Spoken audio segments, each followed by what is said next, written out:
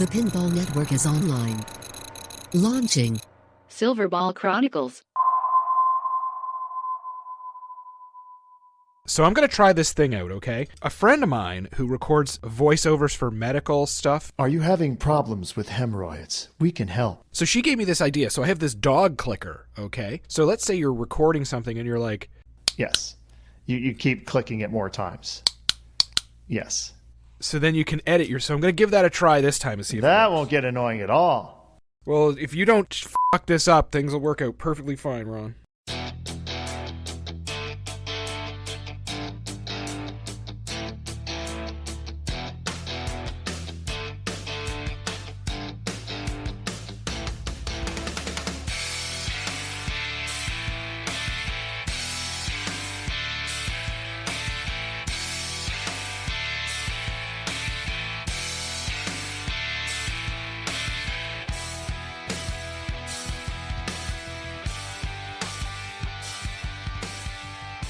Hello, everyone. I'm David Dennis, and this is Silverball Chronicles, and with me is Ron Stairmaster Hallett. What's up, fella?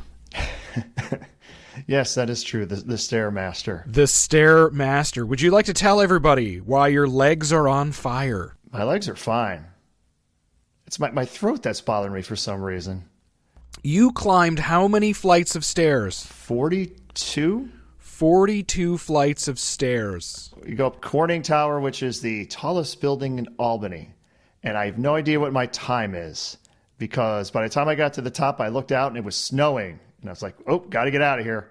So did you stop halfway, get a hot dog? No, I did not stop. You did not stop. You went the whole way. Good for you. And you did that for a charity, right? Cystic fibrosis. Good for you, Ron, for getting out and doing that. But beyond you and your poor quality exercise, what have we all been doing, you and I? We've been watching all these new game reveals that are coming. They're coming in from all directions. All directions, all manufacturers. I would say pretty much any company that says their game is coming out in March, which is like all of them, I assume they will all be at Texas. This is a different story than the last couple of years, right? Where we've sort of bumbled and stumbled our way from 2020 until today because of that thing that happened. So we're pretty excited to get to maybe more of a slightly normal feeling, if you will. It's been, a year of normal, but I think we're getting into like a real normal here. I can't wait till like 5 years from now when we cover this in a future Silverball Chronicles episode. Well, what about Foo Fighters? That's coming out. That looks beautiful, doesn't it?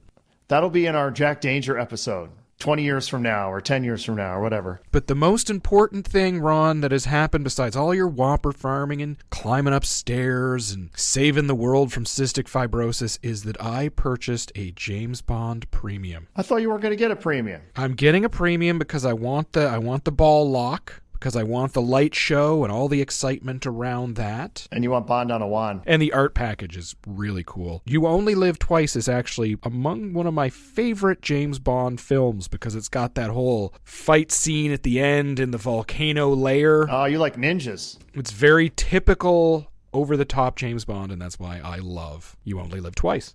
You like ninjas, rockets, and what's his name? Donald Pleasance. Yes. I love Donald Pleasance. Donald Pleasance had cool lines like, we are now impregnable. Like 5 minutes before everyone breaks in. So. And then there's the scene where where he's holding the cat talking to James Bond and there's like explosions behind him and the cat is freaking out and he holds the cat's head because it wants to like bolt from his hands and he's still in the middle of acting. I'm afraid that's not in the script. You must stay there, kitty. Well, we've sold out. We've joined Patreon and welcome to our new patrons, William and David, who have joined us all over there. Most folk have gotten their first set of stickers if they've joined us on our second $6 a month premium crony tier, as well as our LE cronies should be receiving their shirts. It's cronies and not cronies? It's cronies. Cronies. You like cronies? Chronicles? I guess it could be cronies. Okay. If you are a Patreon, you can vote. What should it be, a crony or a crony? I'm going to put that in right now. Crony makes it sound like we're some kind of gang or something. Or maybe that's what people want. I got my cronies with me.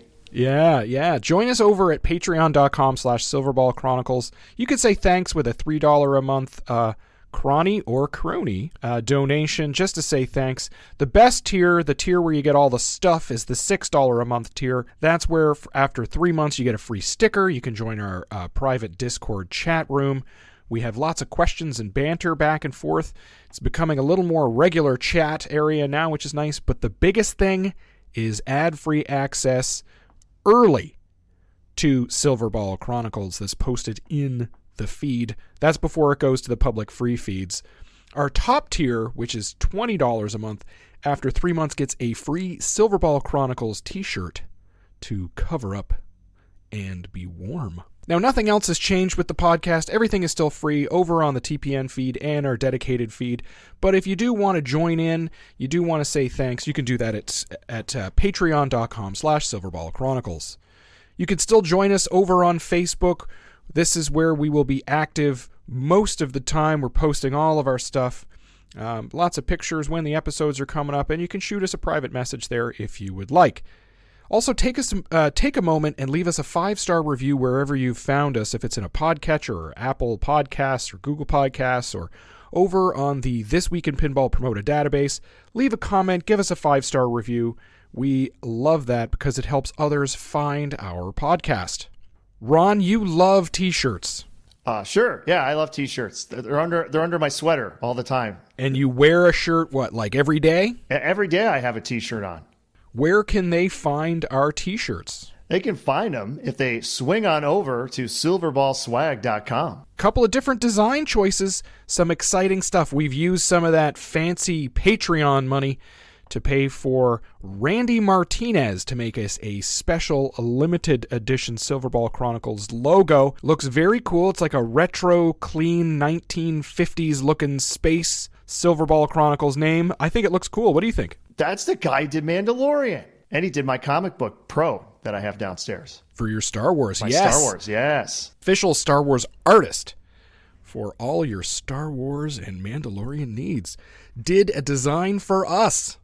And all we had to do was pay him for it. Isn't that amazing? That's amazing. So corrections and comments from the previous episode or episodes. Uh-oh. We have corrections? We did something wrong? I don't know. We never really do anything wrong. Oh, yes. That's why David now has a dog clicker. It's this thing. That will help me hopefully edit this thing a little bit faster than usual because, quite frankly, I've been slacking. I have been super, super mega busy in all of the things that I've been doing here on Silverball Chronicles. But even more so busy is my real life. Things have been crazy. Oh, yeah, we're an award-winning podcast. Kind of. Not really. Actually, no. Silver medal, I guess. We're a silver medalist. Mm-hmm. We're, what do they call it? Second loser? First loser? First place loser, as the skull will tell you. As you Exactly. can hear about in our Steve Ritchie episode, one of our Steve Ritchie episodes. So, previous comments and corrections from our previous episode. Ken Walker emailed us at silverballchronicles@gmail.com. He wanted to tell us about Dan Langlois' Dark Planet. He sent us an image of that in a local thing. He also found it amazing to learn about Mr. Langlois and, unfortunately, his early passing in the last episode. Dan Langlois, of course, was the Bally Midway designer who designed all those crazy pins back in the 80s. Also, a shout out to Jonas Ackerman, who says, love the podcast. Started listening to some of the specific episodes during the pandemic. I picked up this awesome hobby 2 years ago. Finally got my wife to agree to buying a pinball machine.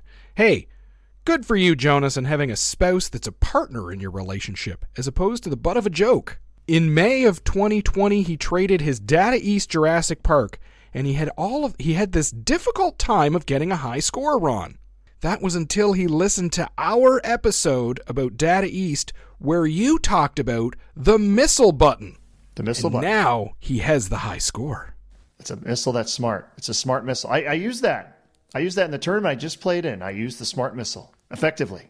Jonas is from Sweden. Yes, so if he's butchering your name, he's going to blame that. So I'll say Jonas Ackerman. No, it's Jonas, like the Jonas Brothers. One of us will be right. Or we'll both be wrong. Also, I'm going to point this out here. He added a postscript. Can you read this for me, Ron? Post. Oh, that's what PS stands for. I always forget that. It says, P.S. Since my first real encounters with Canadians back in South Park, bigger, longer, and uncut, I thought the Aboot stuff was made up. Thanks for clearing that up as well. That's right. The things you figure out. Things you figure out. I don't know what he's talking about. I don't know what I've cleared up for him. You say about. You're I Canadian. don't say about. Yes, you do. No, I don't. You are clearly Canadian, dude. I am, but we don't say about. About. Yes, About. You say it weird. All right, let's move on to the topic. Oh, the topic. Yeah. Let's get done with this. This is ridiculous. Oh, I'm sorry. Oh, by the way, when I said silver medalist, I meant the Pinball Awards. Oh, yes, that's right. We didn't even mention what that even meant. That's the award ceremony that TPN sets up to congratulate its people. That's right. What I wanted to do is make sure that I started a award ceremony to ensure that I could get myself an award. And it didn't work. And it's not working. And you're on the committee. I think I'm going to quit. Wow. Yeah, this is ridiculous.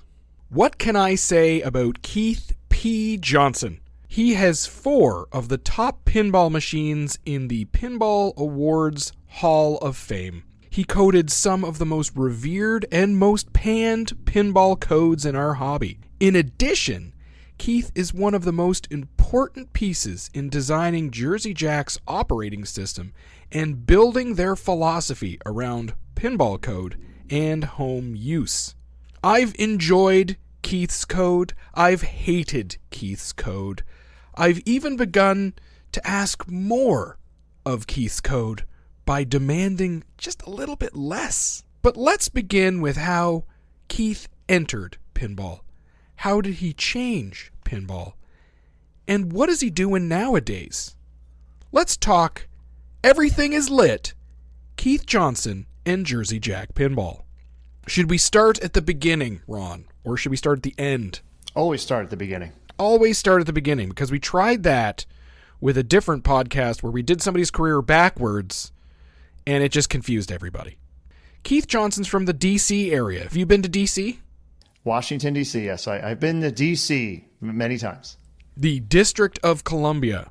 Not a real state, apparently. That's where our capital is. That's where all of those people just love to go and have vacations and break windows and stuff. Yeah, I wouldn't take vacation in Washington, D.C., but yeah. So, from the late 70s and 80s, like most of the young pinball folk at the time, most of the exposure to pinball was while on summer vacation. Keith, however, was much more into video games than pinball at the time. Keith says, and I will be the voice of Keith today.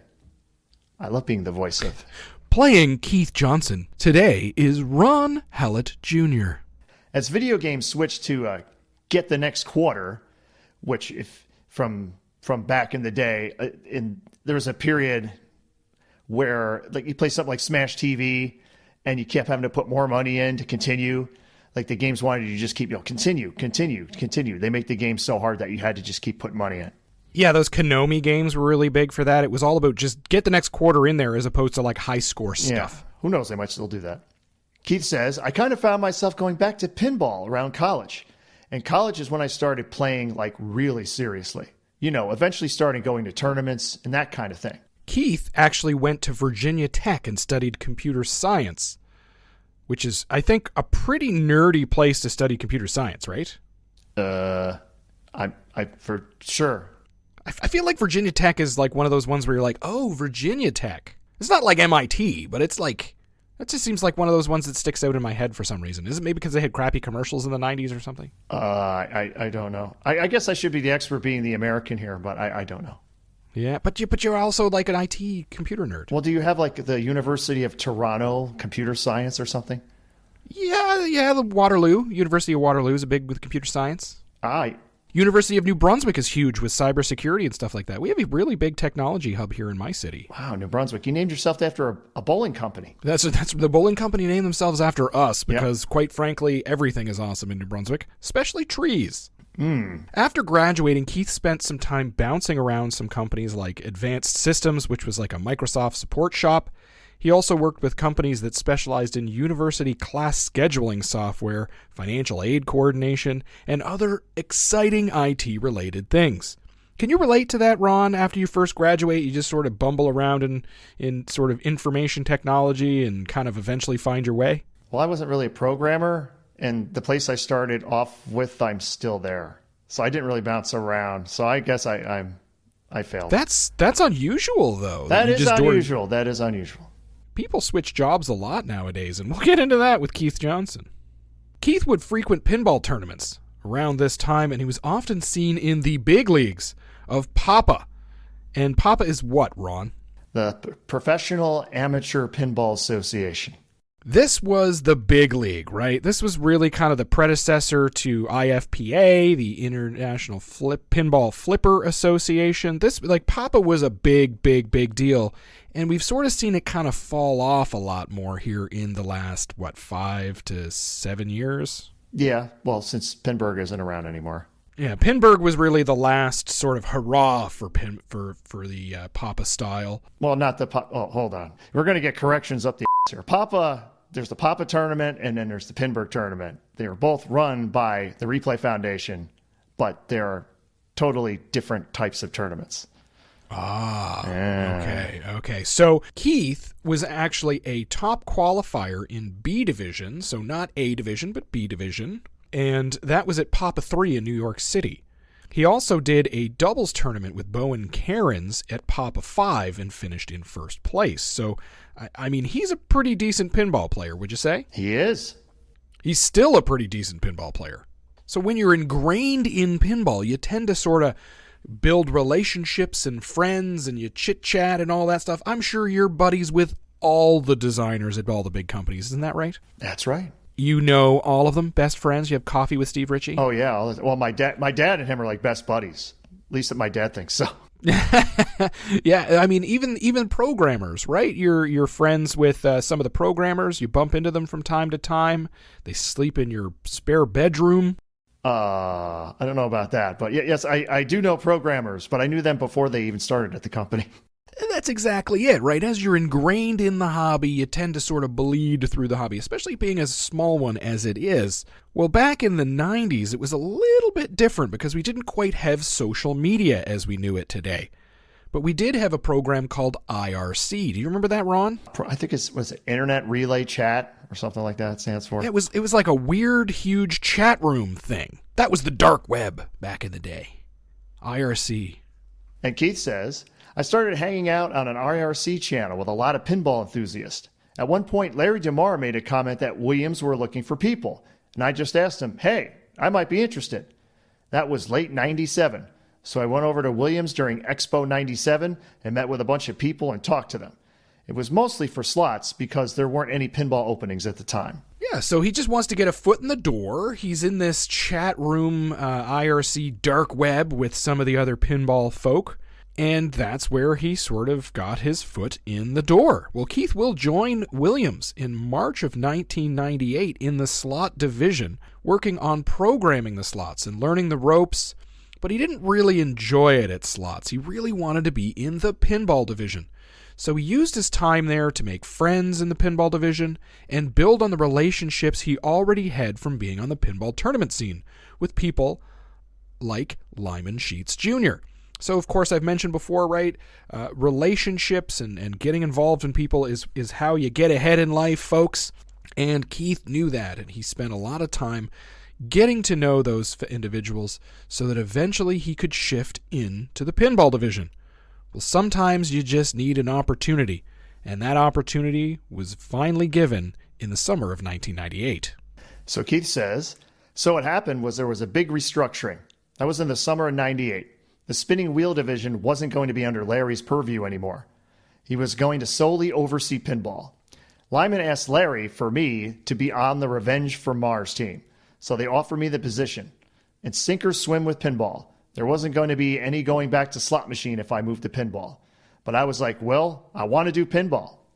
Yeah, so, I mean, the bread and butter at Williams, right? The thing that still, kept Williams going was that slot division, the spinning reels, he called it.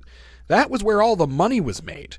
That's where all the job security was. Pinball was not known for its job security, especially in the late 90s, right? Yeah, that was the rough time. Why would you want to do that? Well, you know what? He wanted to do pinball, and he was willing to take the risk. So that brings us to Revenge from Mars, the first game that Keith P. Johnson would work on where he'd cut his teeth in pinball programming. This is the original sci-fi theme from January of 1999. It sells 6,878 units. This is using the Williams Pinball 2000 platform, designed by George Gomez, art by John Yossi, Greg Freres. Now, this is where we get into the mud here. Animation by a large team: Adam Ryan, Scott Slomany, Jack Linden, Scott Sanders, and Dave Mueller. Sound by Dan Fortin, and then the software team, which was also large and has some of the greats: Lyman Sheets Jr., Dwight Sullivan, Keith P. Johnson, and Graham West. Keith mostly worked on the ball movements, created some modes in C++, but he was on the support team. He wasn't like a lead on this game. And this game was a sequel to Attack from Mars. Yeah, which is like coveted as being one of the greatest Bally Williams games of all time. Mm-hmm. One that you have in your basement, isn't that correct? Yep. Do you sometimes sleep under it and just kind of cuddle it a little bit? I don't sleep under my machines. That's weird. Okay, well, because like a lot of pinball people really, especially the tournament nerds, they really love that game. It's in the basement, really, really cold floor. That'd be very uncomfortable. This is where Keith Johnson would program his first wizard mode, the final mode in Revenge from Mars. So that's where he gets his excitement for wizard modes, maybe. In celebration for the release of Revenge from Mars and Pinball 2000, a bunch of Williams employees coordinated a trip to Disney World. Everyone bought and paid for their tickets right after the launch of Revenge from Mars, and they were planning on going on that vacation sometime towards the end of October that year. Well, in October of 1999, everyone was let go at Williams, including Keith. Well, everyone was let go from the Williams Pinball division.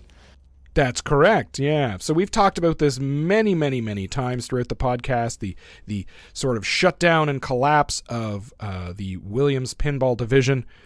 Well, shortly after that shutdown, a lot of those employees went to Disney World with the tickets that they bought 6 or 8 months before that. Could you imagine? Ugh. Everyone in the pinball division was talking to Midway.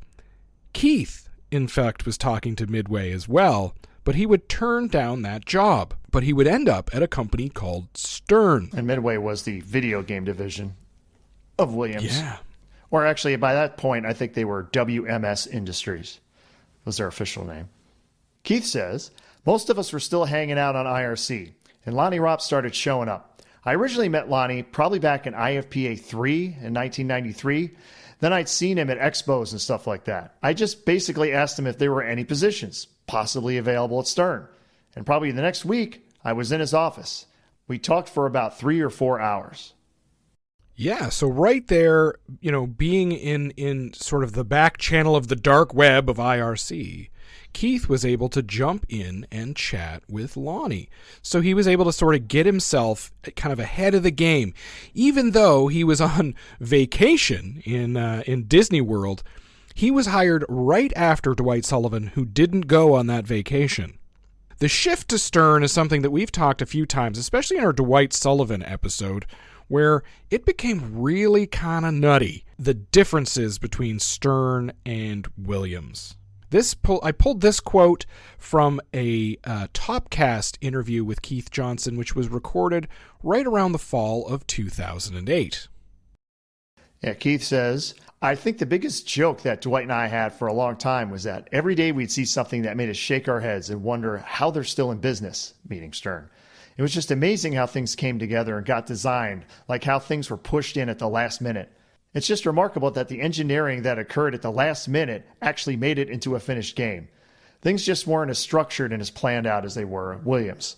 That was kind of the joke, right? Was that everything was in a shoestring at Stern. Everything was a bit of a joke.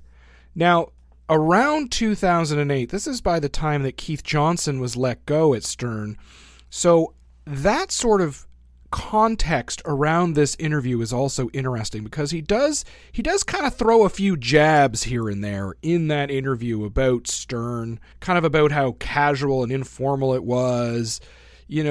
Keith came from the almighty Williams, which I find funny because he was only really there for a year or two. But it's just interesting that he has so much knowledge and insight, and how the industry should be run by a guy who's only been in the industry for like 3 years.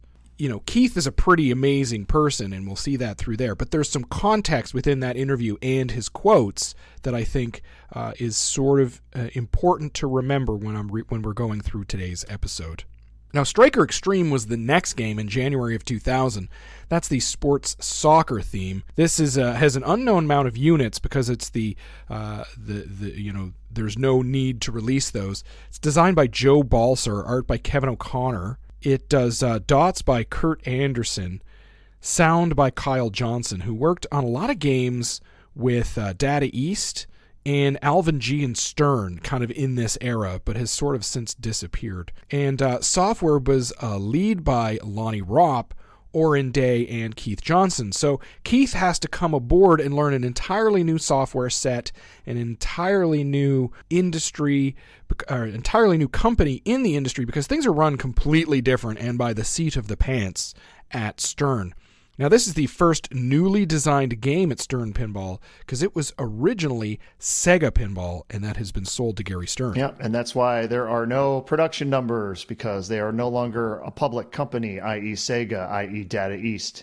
They are private, and they do not and have not released any of their production numbers. Which is really annoying. I'd love to know how many Striker Extremes are out there. Or should I say, well, technically, the LEs where they have a set number, they say how many of those there are. Yeah, that's right. We know how many of the top tier ones are, but it's fun to know how many of these pins are out there. But of course, that doesn't happen anymore. I don't mind Striker Extreme. It's a pretty. Is it a good one? Is it a good one? It's a fun. I think it's a good shooter, and it's got. You could tell it's the first Stern game because they plaster Stern everywhere they can. I think the guy's wearing like a Stern jacket. There's like Stern. Everything is Stern.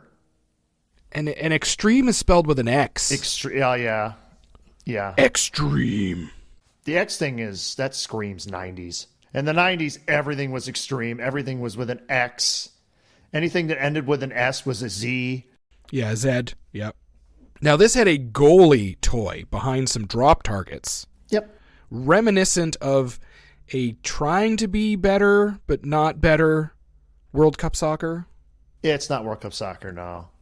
And the playfield was they reused the playfield for the NFL game they did, where you could pick what team you wanted, and you'd get that, and you can get that one. I know someone who had a New York Giants one, and I played that one first, and then I played Striker Extreme. Like, wait a minute, this is the same playfield. This is the same playfield. Yeah, it's got the guy in the playfield, and he's wearing his Stern sweater. Yes, his jersey. His jersey's got a collar, though. It's very, very fancy collar. It's like a very, very... It's got a lot of ball poppers. This game's got like 2 ball poppers. Doesn't really do it for me. I haven't seen one of these. I see them for sale from time to time, but this is that arrow. How does it not do it for you if you've never even played it? Boo! I gotta boo you on that. Boo! Because it just doesn't. I don't like this picture. I don't like the picture. What does the flyer say? Sorry. What is Stern going to do for their first game? How are they going to promote this? Oh yes, this is the dollars. I think people and love cents. Our flyers here. I'm just curious. Oh God, yes, everything is X. Extreme earnings, extreme mechanisms, extreme action, and has custom speech available in German, French, Italian, and Spanish. Yes, the countries that actually care about soccer. It'd be funny if it said custom speech also available in Australian or something like that. Yeah. Or Canadian. Yeah, that'd be funny. Yeah, it'd be Canadian. It'd be all like hockey terms. Goal, That would make sense. He got it in the net there, yeah, Jeez, he's getting down there, giving 110% in the corners, keeping his elbows up. Instead of saying goal, hard. they would just say score. Score! Yep, it has a simulated corner kick, an upper third flipper. That's an important thing. A throw-in shot. It has a 3-choice skill shot. A stadium multi-ball release mechanism. It has a dual flipper return lane. Wow, they're advertising the dual flipper returns. That's exciting. Defeat all countries to gain championship status, then play Celebration Multi-Ball. In other words, beat Germany and then get victory laps. Sounds very familiar. It does. It does. Now, the best part about this pinball machine is the Union Jack is misidentified as belonging to England. No, that's not right. Yeah, the Union Jack is the flag of the United Kingdom, which consists of England, Northern Ireland, Scotland, and Wales. As being part Irish, I'm offended. You should be. But isn't the most powerful part of you the Italian part? Yeah, it's in attitude and physical appearance. Yes. Yes, because when it comes down to it, anybody who's Italian needs to tell you they're Italian like a million times. Yeah, I've done that. Well, my great grandparents are from Italy, so that's pretty Italian. The next game was Sharky's Shootout, which was a billiards theme from September of 2000. And another game I like. Yeah. Oh God. What? This is the Stern White Star board as well. This one's designed by John Borg, art by John Yossi, dots by Mark Galvez, sound by Kyle Johnson, software again Lonnie Ropt White, and Keith P. Johnson on backup there. Now this is a Dwight version. Johnson and Keith Johnson, or Dwight Sullivan and Keith Johnson. Dwight Sullivan. We need to be informative here. We can't assume people know the names. I'm just gonna make this up. People. I'm just gonna. No, we don't make anything up here. Now, Sharky Shootout was originally supposed to be another game. I can't remember. It was actually for Sega. There's one that exists too. I've seen it. It's literally the same playfield, and it has another woman on it, like a celebrity. And people are probably shouting what it is right now. You should know this. You're on Silverball Chronicles, but I can't remember. Yeah, back in our when we spoke about John Norris, it was originally his game, which ended up sort of going awry, and they wanted to make it very much a connected online kind of thing. Wow, he did Bad Girls too, and did you do Cue Ball Wizard? I know he did Bad Girls. He must love Bad Girls. pool. Bad Girls is so good. Must love pool. Bad Girls is so good. So this features Jeanette Lee. Yes, so Jeanette Lee was a pool shark at the time, a professional pool player. So this was kind of like before poker players were the cool thing. It was a very much of a billiards thing, and she was a really big name. She was like the Black Widow or something. Yeah, she was the biggest. Yeah. Probably male or female star, and she had her own gimmick. Yeah, she was the Black Widow. She always had the glove on. It's like Michael Jackson, but and it's Sharky's Shootout. We love pool themes. This had the special tournament kit, right? Which was that experiment that they wanted to do, which ended up not going anywhere, sadly. Easy to install tournament kit. They used the tournament kits for a while. But they were like trying to be like Golden Tee, right? Like that was kind of the idea. Was that they would have the extra topper thing that say tournament play on it, and they would have like some of them had like a Beta Bright display, like a ticker, and would go across. And I thought it was a neat idea. They had like a tournament button. Yeah, this was a really cool game. It was a variation on 8-Ball Deluxe, which for some reason has been done a billion times, but each time was kind of a little bit better. Game features a skill shot, a drain post save, which they trademarked, outlane post saves, which they trademarked. Basically, they're basically just pop-up posts. Yes, they were just supposed to pop up on the outlanes. 7-bank memory drop target, a mystery ball diverter, 8-ball and 9-ball modes, 3 multi-ball modes, great visible pop action, because it sucks when your pop action is not visible. Makes you think like you're doing something if you can see it. Yes. Like Attack from Mars would be like invisible pop action because you don't really see it. The Black Widow drop target and the Web final mode. Yeah, this is Dennis Kreissel's favorite Stern pinball machine. Did you know that? Dennis Kreissel of the Pinball Show? Yes, award-winning. Yes. Pinball Show. Because Shill City, baby. Shill City. Damn thing. Yes. Not bitter. Now, he didn't do a whole lot on this game. It was mostly lamp effects, some of the minor coding and things like that, because at this time, a lot of the Stern pinball ethos was just stay alive, right? So all hands on deck on most of the pinball machines. Everybody kind of do as much as you can to get it out the door as fast as you can. But one game where Keith got a little more fun, a little more to do, was High Roller Casino by John Norris. And this was, of course, from 2001. Art by John Yossi and Kevin O'Connor. Dots by Mark Galvez. Sound by Kyle Johnson. Software by Keith P. Johnson, Lonnie Ropp, and Dwight Sullivan. The slot machine with the dot matrix display reel in here is very cool. Yes, my co-host for my other podcast, the Slamtel. Which podcast the is that? Slamtel podcast. My co-host Bruce Nightingale loves this game. He loves High Roller Casino. Where would you rank High Roller Casino amongst casino games? I can't even answer that. There's so many. There's a lot of them. But there's a lot of stuff in here. There is. Be a winner with High Roller Casino. Game features craps. That doesn't sound like slot fun. machine, roulette, poker, high-low, and blackjack 21. Ooh, these flyers are very uninspiring. They're very uninspiring. Where is the cool, like, it's industry defining, going to change the world, all that? Where is there's that? none of that. There's none of that. There's none of that. It is literally like, tell them what's in the game, just move on to the next thing. Right? Point at the mechs and the stuff. Back box There's no has an animated roll and wind wheel. Pick your prize. The slot machine ramp capture thing there is pretty unique. That's a pretty unique toy because it's the first one with sort of like the dot matrix display in the play field, kind of not in the physical play field, but on like under the glass. It's really cool. Yeah, they don't really use that anymore. That would be kind of cool if they did. I mean, they used it for what? Star Wars. They had the LCD, the little screen. That's a Jersey Jack thing where they take mechs out and they just put a bigger iPad in. That's kind of their thing now. What about, so if this is Bruce Nightingale's, who didn't finish anywhere on the Pinball Awards, if this is his favorite game, would you classify it as one of yours up there too? No. Really? Wow, that was really quick. Yeah. I didn't even get an on that that's one of the many games we disagree about. Wow. Mark that one down, folks. Now, Keith would say that programming on the White Star system compared obviously to the Williams system was incredibly tough. Things like trying to cycle coils, dim lights, blink lights, coordinate sounds was incredibly, incredibly difficult.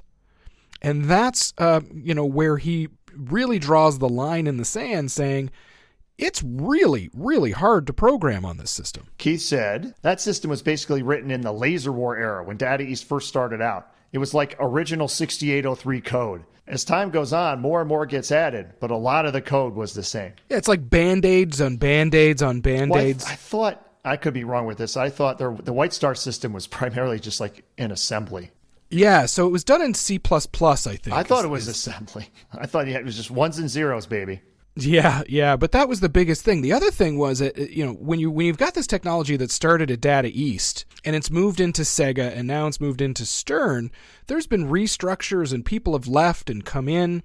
So a lot of the knowledge that is built on like, the reason we program like this on this system is because of this legacy issue that happened, 15 years ago. Well, a lot of those people had left. So Keith spent most of this time trying to reinvent and relearn how this board set works because he wasn't happy getting what he was getting out of it. Keith is an amazing person because he wants to push himself further and he wanted to push the technology further. So he had to learn more.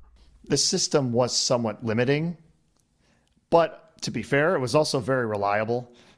White Star was a very reliable system. Yeah, I mean, what was the weak point in there? Some of the drivers, maybe, if a coil got stuck on, but that was really it. I mean, the thing that always bugged me about those systems is Williams used triacs so they could like dim the lights in cool ways and do stuff like that. Like Data East, Sega, Stern, it was just relays. It's either off or on. Click, click. Keith wanted to make sure that he could do more with it. He wanted to make more. He wanted to push it further and harder. And he wanted to make a better game, and the system was limiting him. So he had to spend a lot of time trying to figure out how to manipulate that system to do what it wanted to do. That's why Keith Johnson's an awesome person. He's not happy with just mediocre. He wants to make things amazing. The next game that he worked on, he only worked on support with this one. This was Austin Powers. This is the licensed comedy spy movie theme, June of 2001. This is another White Star system. This is designed by John Borg and Lonnie Ropp. The software here, Lonnie Ropp was the lead. Keith did a lot of the support on it. As mentioned, he did a lot of the display effects, the blinking of the lights and the DMD sort of coordination stuff. He removed a lot of the quotes that Mike Myers didn't necessarily want, as well as some of the visuals that they didn't approve of from the movie theater company, or the movie company, the film company. For example, there was a match animation that was the scene in the tent from the second Austin Powers movie where they're like doing the thing with the shadow. Do you remember that? I never saw the second one. Oh, man. I did see the first one. one. I didn't see the second or third one. The second one's the best one. Well, there's a part where there's like a light behind somebody and you can see their shadows, and they're putting things in and out of Austin's butt, and that was where the match animation would come out of. There was also a bonus X animation with a lot of vagina where she would have her silhouette and she would take off her bra, but a lot of that was not approved by the movie's IP holder, and it was all removed. Apparently there's a home ROM that exists with these animations, but nobody knows where it is. You like Austin Powers though, right? It's a great game. Shoot's good. And man, they used it for stuff later on. It's got the crossbow that was used later in Walking Dead. It has the time machine, which is basically the ring in Lord of the Rings. Yes, that's right. And they also reuse that in Rush. Reuse the, I think the toilet is from, I think that's the South Park toilet. Yes. It had the coolest spinner ever. It did, which was actually the mini-me toy. Now, I've never played one where he wasn't broken. His feet always get ripped off, but it's still cool. Now, Keith really started to flat out run with the Simpsons Pinball Party from February of 2003. This is the licensed cartoon theme on the Stern White Star board set. This was designed by Joe Balser, but Keith Johnson also had a lot of input into this design. Art by Kevin O'Connor and Margaret Hudson, dots by Mark Galvez, sound by Dan Forden and the master Chris Granner, and software, the only person on this, the real main lead, Keith P. Johnson. So they got a little extra time on designing this game, and you can certainly tell that it was a big, big deal. Simpsons certainly benefited from the extra time. It was the game I had the most time to work on. It was longer than the normal game time. And that quote was probably from Topcast, right? Yes, I'm thinking he had more time to do some of his future games we'll be talking about. If you look at all those other games, right, the turnovers were like months trying to get those games out there, working, a bunch of people on games at once. Well, right around this time, sort of the philosophy had changed a little bit at Stern, right? They were opening up a little bit more to the homeowner purchasing games, not just the bars. And the style of games certainly did change. Yeah, not according to Gary Stern, though. They did not acknowledge the homeowner for quite a while after this. And they still really try to struggle on that they don't necessarily talk about the homeowner, even though I think that's all they do. I would say it was probably after Jersey Jack came around maybe 2012 or after that Stern finally acknowledged the home buyer. Yeah, one of the biggest controversies of this game, Ron, was that the speech was done by Nancy Cartwright, Hank Azara, and Dan Castellaneta. Oh my God. Okay, I think it's spelled wrong. I believe it's Dan Castellana, Nancy Cartwright, and Hank Azaria. Right. Yes. That's where most of the speech comes from. How is that controversial? No, but everybody was angry because they were all sort of the male characters. There were no female characters, and there was no Lisa, there was no Marge. Well, the thing is, remember, this was in 2003, and it's when the voice actors for this show were getting an obscene amount of money, and there was no way they were going to be able to afford all of them. So they decided they needed Homer, because he was the star of the show by that point, and you need Bart. So you get Dan Castellana, and then you get Nancy Cartwright. So who are you going to get? And you can afford one more. So are you going to get Marge Simpson, Patty and Selma? Are you going to get Lisa? Because there's just one woman who does her voice. Or are you going to get Hank Azaria, who does about 6 or 7 different people? Right. He does comic book guy. He does Apu. He does me. Krusty, I'm in the game, Yes. I owned this game. This was the second sort of major pinball machine that I owned. I put probably 2,000 plays on this game. I played this game a lot. Did you ever get to the super duper mega extreme wizard mode? No, I didn't. Loser. Because Keith Johnson didn't design this game for me. Keith Johnson designed this game for him and Bo and Karen's. But I did cheat as much as I could, so I put it on 5-ball for a very long time. And after I had gotten to a certain point where I was just banging my head against it. We'll talk about that in a minute, but let's dive into the flyer here. Yeah, they had the actual art crew from the show did a lot of the art. Yeah, which I'm shocked. The art looks great. Wonderful. It looks fabulous. Even Bart says, looking fabulous. I can't do Bart. Fabulous. Underachiever and proud of it, to use a early quote. It was packed. This game was packed. It had a lot of stuff. It was so packed they reused a lot of this stuff for the Simpsons Kooky Carnival Redemption game they did later on. There's so much stuff in this game. And this game has a lot of amazing bits and pieces, but it also has a lot of frustrating, annoying stuff to it as well. It has 5 flippers. 5 flippers. So it's got your regular 2 at the bottom on your Italian bottom, right? Out lane, in lane, and 2 flippers at the bottom with your slings. Then it's got pops really close on the left side. It's got drop targets on the right side with the capture hole behind it, which is your itchy and scratchy shot. It has a really wonderful orbit with a spinner on it on the right side, into a captive ball on the right side with Bart on a skateboard, which is really cool. And it has the ramp, really kind of like the only actual ramp. It has a side ramp. You just never hit it. No, I'll get into that in a minute. It has a garage. You'll be hitting that a lot. Yes. Then there's the garage in the middle, which is actually a really cool little bash toy. You bash it, it flips open like a garage door, and there's a mini ramp in behind that goes up over into a vertical up kicker. So it pops the ball up to the most amazing upper play field to ever be designed. I'm saying it. It's good. I'll say that. It's amazing. 2 flippers. Loop shot. In weird positions. A TV thing with a display. Another ramp to a couch. Couch lock. Oh my goodness. I love this game. And if you don't flip, it goes down kind of this metal monorail thing down to your right flipper. Then underneath that is kind of like the Quickie Mart shot, which is like a weird loop shot. A little bit like the Deadpool Colossus shot. Isn't that the guy that's under the ramp? Then there's the worst designed side ramp ever in pinball. If you can hit it, good for you. It is terrible. Mm-hmm.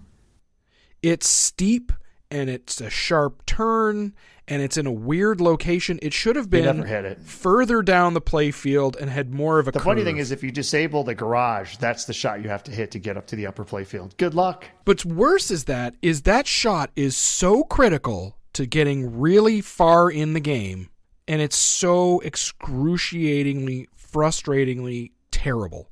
And, people are like, well, you got to get better at pinball. Or, there's lots of players that are pretty good at that. Well, you know what? We're not all Travis Murray and we're not all Bo and Karen's. Give me a break here. Terrible design. Travis will be happy you used his name with Bowen. Yeah. Travis is pretty awesome. He's a good dude. Did you know he finished 3rd at Indisc? Yes, I did. He's a big deal. Did you know there's silos on this game? The silos. Pop bumpers are silos, which is a holdover from the original Simpsons pinball machine. And I love shots, orbit shots through pops. I'm a sucker for that. You got that in Tron. I'm a big, big, big sucker for that. And this game, I think, does it really, really well. It's very fun. This is one of the best games I think Stern has ever made, even though it has that terrible, crippling shot. But there's a lot of really cool bits and pieces in here.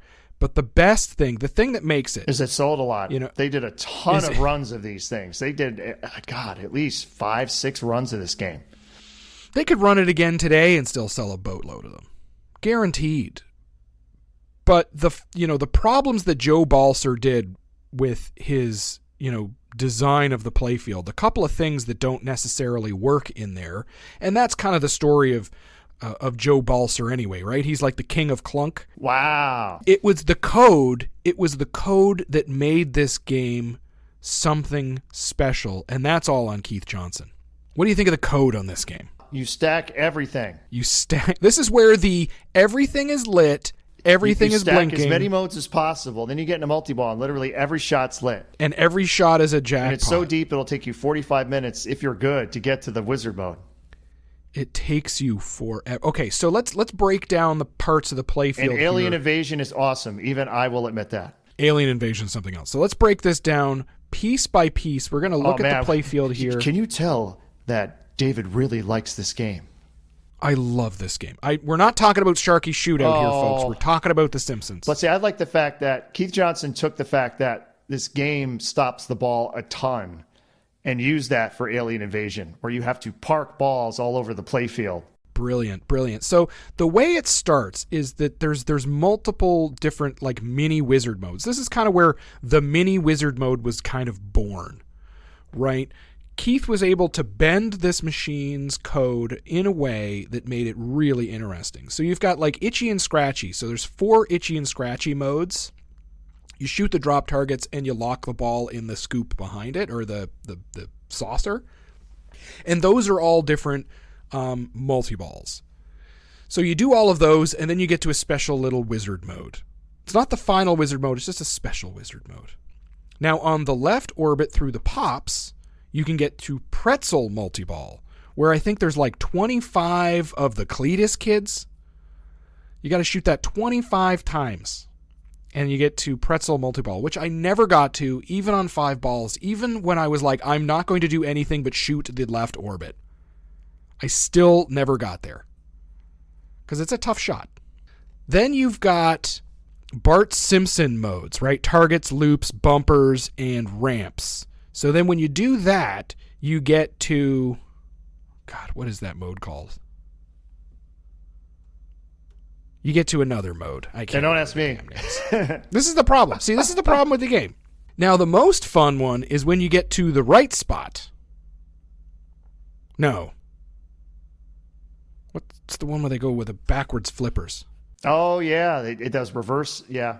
The right flipper is the left flipper. The left flipper is the right flipper. Yeah, so you got to collect all the shots for that. Then the upper playfield has its shots, right? So you've got different modes, and I think this is probably the best part of the game. You've got Duff Man, which is shoot the Duff Man ramp. You've got, and every time you shoot it, it's got the amazing Duff Man quotes. Oh my God, it's amazing. Oh, and I guess Homer it's Dan Castellaneta. I didn't know. Yeah, see, I told you it was weird. It is weird. Yeah. So there's Homer's Day, and the most brilliant part of this is that the shots correspond to Homer's day. So Homer starts his day at the power plant, so you got to shoot the pops. And then he leaves work and he goes to the bar, so you got to shoot the Moe's ramp shot. Then he drives home, which is terrible, and you go to the garage, and you go up, and you watch television, and you sit on the couch. Moe's tab and Moe speaking. Hey, Homer, it's great, man. There's Willie's Woes, where you have to shoot the bully and then take him to the school. There's Wiggum and the Snake, where you chase around Snake around the playfield and his shots change. Here's one of my favorite quotes ever, where he steals a VCR and he looks at it. Oh no, beta. No one will get that anymore, but it was hilarious at the time. Take my word for it. Bart's Day, that's another mode. So what's really neat about this is before this game, most of these things were like, shoot this shot 4 times and something happens, and shoot this shot 6 times and something happens. Now we're getting into kind of mode-based games that have objectives, but like on steroids. Yeah, you had those before, but yeah, this one... This is one of your original super deep games that's going to take you 45 plus minutes to get through. Krusty's Last Stand, you shoot the Krusty spinner like 5 My times ratings or are something. terrible. Help me. Stop the monorail, so you got to take the monorail ramp a bunch of times. So you do all of those, and then you get to Alien Invasion, which is one of the greatest mini wizard modes of all time. So basically, you get a 2-ball multi-ball. You got to lock both of those balls. Then it releases the 2 balls, and it gives you a 3rd ball out of the auto launcher. So now you got 3 balls in play. You got to lock all 3 balls somewhere out the playfield. Then when you lock all 3 of those, it gives you the 3 balls back plus a 4th ball. And it does that till like 5 balls or something, and you lock all 5 of them. And it is so much fun. But playing Alien Invasion is not where you get all your points. Where you get all your points is you try to start every one of those modes. You try to start all of the multi-balls, and you try to start all of the hurry-ups. And then everything just gets lit and crazy, and you're doing quadruple jackpots, and it's crazy. But it's sort of like if you eat candy every single day, it starts to become not that tasty after a while, you know? And then when you can't get to the super duper mega extreme wizard mode, which is completing all of those modes, all of the other multi-balls, and you have to complete them too. You can't just sort of goof your way through it. You gotta actually finish, yeah. And you have to have, so during the couch multi-ball, so if you get up there and you get on the couch, you lock 3 balls on the couch, you have to shoot, I think it's 4 jackpots, then go back up on the couch to get a super. If you need to get 5 supers before you can even get to that final wizard mode. By the way, that's what Jonas was talking about. You said couch. What? I didn't hear that. You're crazy. So one of the other things that this game really struggles with is the fact that it is bash the garage door all day. Yeah. Shoot the garage, up to the couch. Shoot the garage. Up to the couch. Over and over and over. Now, it is fun, but once you get about 1,000 games in the home environment, you start to go, I think I want to move this pin on. And then by the time you get to 1,500, you're like, well, this was fun. What do you say? Again, it's playfield first, and I just never liked the way it shot. With the exception of the upper playfield.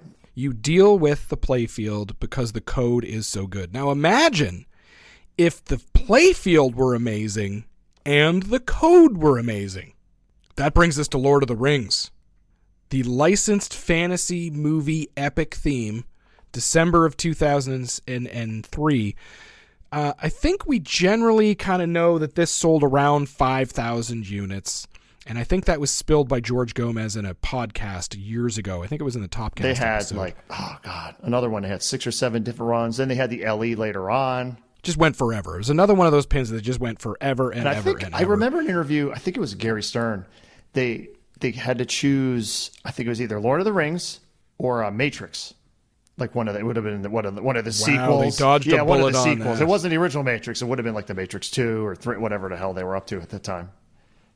Yep. And Gary, he said, Lord of the Rings. This is considered to be like one of the greatest pinball machines of all time, is it not? It's good. Designed by George Gomez and Keith P. Johnson.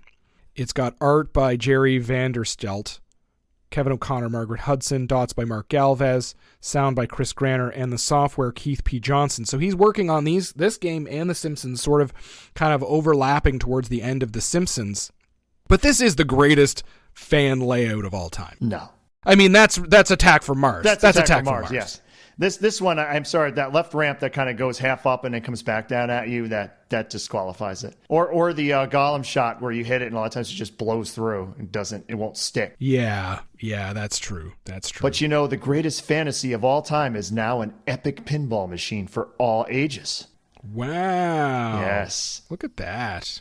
It's a wonderful, wonderful game. Now, I've played, when I first got into pinball, you're kind of looking up like great games or whatever, and Lord of the Rings always kind of floated to the top. It was always at the top. It was always like people are like, oh, Lord of the Rings is so great and this and that. And I was like, oh, gee whiz. I wonder what's so great about Lord of the Rings. And then I had a friend of mine who purchased one. And I was over to his way for summer vacation one time, and I'm like, hey, I'm going to come over. He's like, all right, come over and play Lord of the Rings. And then I played it for 20 minutes. And then you saw the ring, and you said, wait a minute, wasn't that the Time Machine in Austin Powers? So I played it, and I played it for 20 minutes, and I was a god. Yeah, pretty much most people are gods when they play this game. And I was like, oh, I get it now. Everybody feels amazing when they play this game, and that is the structure of this game. Because it is a fan layout. It's a fanny of fan layouts. It's got a couple of diverters, which are really cool, that sort of, make the ball go in a different direction than you're expecting. And it's got a lot of toys and mechs in It has there. a Balrog. The Balrog that pops out in front, and we'll get into that in just a second, because that caused some tension there. But does Keith Johnson think this is the greatest layout of all time? Well, Keith says, it wasn't the Lord of the Rings playfield that I would have liked to have seen. I wanted you to be able to hit the black gates and have them open up and shoot into Mordor, that kind of thing. You can't argue with the success the game had. I personally have more fun shooting Simpsons than I do have shooting Lord. I'd want more ball interactive devices. So Keith Johnson likes shooting The Simpsons more than shooting Lord of the Rings. But yes. But he is a much better player than I am. And he could probably hit that shitty side ramp. And it has possibly greatest call-outs ever. I mean, it's up there. Ooh, I mean, I don't know, man. Those Simpsons call-outs. But John Rhys Davies, and they got what's-his-face. Who was the other star? Because they got him, too. Elijah Wood. I do not know the way. Or whatever the hell he says. I don't know almost any of his quotes, but, I mean, they were done for the game. But all the... Jackpot one! One! He's so good. So good. John Rhys Davies. God bless him. Didn't he pass away recently? I think you're thinking of Christopher Lee, because he's in the game, too. Yeah, that's right. His scenes from the movie are in there. The man with the golden gun. The man with the golden gun, yes. The Balrog. This foe is beyond any of you. Run! Oh, wait a minute. I have to read more stuff now? You have to read more stuff, Stewie. I want a raise. Join us on Patreon to support the show.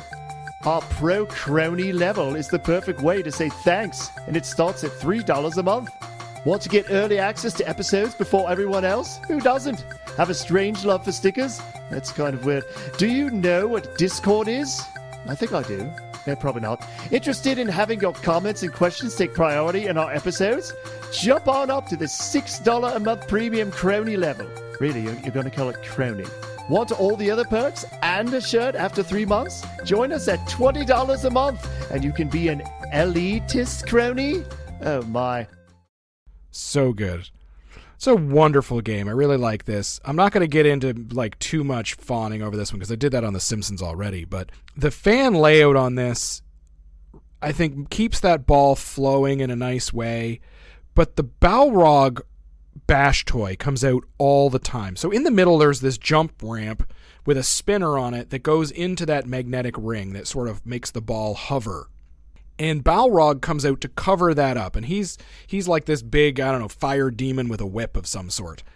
There was a lot of tension around this Balrog programming between Keith and Gary Stern. Let me guess. Gary wanted it to come out more. Gary wanted it to be out all the time, because if he was spending the money to put this in the game, he wanted it to be out all the time. And Keith didn't want it to be out all the time because that ruined the flow of the game, and it was annoying. And Gary won because Gary owns the company. The best thing, I think, about that story is George Gomez, who did the playfield, really didn't know anything about Lord of the Rings, and he had no idea what the thing was. He just called it that monster thing that comes out. It's like the Balrog. Say it, George. Say it right.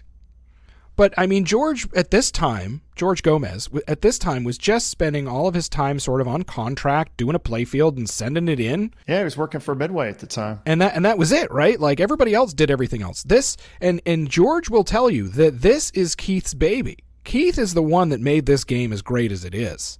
Another testament to how amazing Keith is and how great he is. He doesn't half-ass anything. He went all in on this one, too. Can you talk a little bit about the code? Yes, it's very deep, and it's another one that takes 45 minutes to get to the end. So it's long, super mega long ball times because it's really hard to lose because there's no real dangerous shots. They all kind of return to the flipper. We have the mini wizard modes. We have the destroy the ring. What's the other one? There and back again. Then the final wizard mode is Valinor. Valinor, yeah. The Valinor multi-ball. So it's there's all these different moving pieces to this. So one of them is every shot on the game has a character attached to it. and you shoot every shot in the game, and you collect the Fellowship of the Ring, and you get Fellowship of the Ring multi-ball. And then the next thing is you have to shoot the tower in the back a bunch of times, the falling tower, and then you start 2 towers multi-ball. And then there's like on the playfield as well, there are all the different species. So there's like elves and man and dwarf. And you collect all of those on the shots, and then you start Return of the King multi-ball. But then there's also the Gifts of the Elves, which is kind of on the left orbit, whereas like 2 times scoring and ring multi-ball, and you get big points. It's like the gifts or the bonus or the, what do they call that? The mystery awards. Oh, I don't know. I don't know half the things about this game because I just go for the multi-balls and play multi-balls. That's what I do. So the first time I played it, it was like I played 3 games. On the third game, I played for 30 minutes and almost destroyed the ring, which is the first wizard mode. And this is a person who hadn't been playing pinball for a long time. I felt like a god. The Canadian assassin. You never know when he hits you with a hockey stick. Mm-hmm. I remember watching an old documentary on pinball, and they were talking about how the 90s pins went too far with code and how things were too crazy. Well, this is something else now. They did get to the point where the ball times were very long. But they're making pins for home now, aren't they? No, not according to Gary Stern, they're not. So you're going to have somebody on location who just paid 75 cents or 50 cents. 50 cents back then, yeah. And be on this game for 40 minutes, yeah. You're not making any money on that. Well, in our Steve Ritchie episode, The Mullet Years, we talked about Elvis. This was a all-hands-on-deck game as well, where Keith sort of tried to finish everything up with everybody else. You can get more detail on Elvis in that Steve Ritchie episode, but I did find a wonderful Keith quote for this. Yeah, Keith says, I think for the casual player, there wasn't enough. It wasn't easy with what we had originally done to hear the different songs. He thought he made it too hard for the casuals, but not fun enough for the hardcores. Huh. Now, Keith's next big game was also another Steve Ritchie game called World Poker Tour, and we cover that one in the Steve Ritchie episode as well. But this is another example of some crazy, crazy deep code. After World Poker, anything you want to add with World Poker Tour?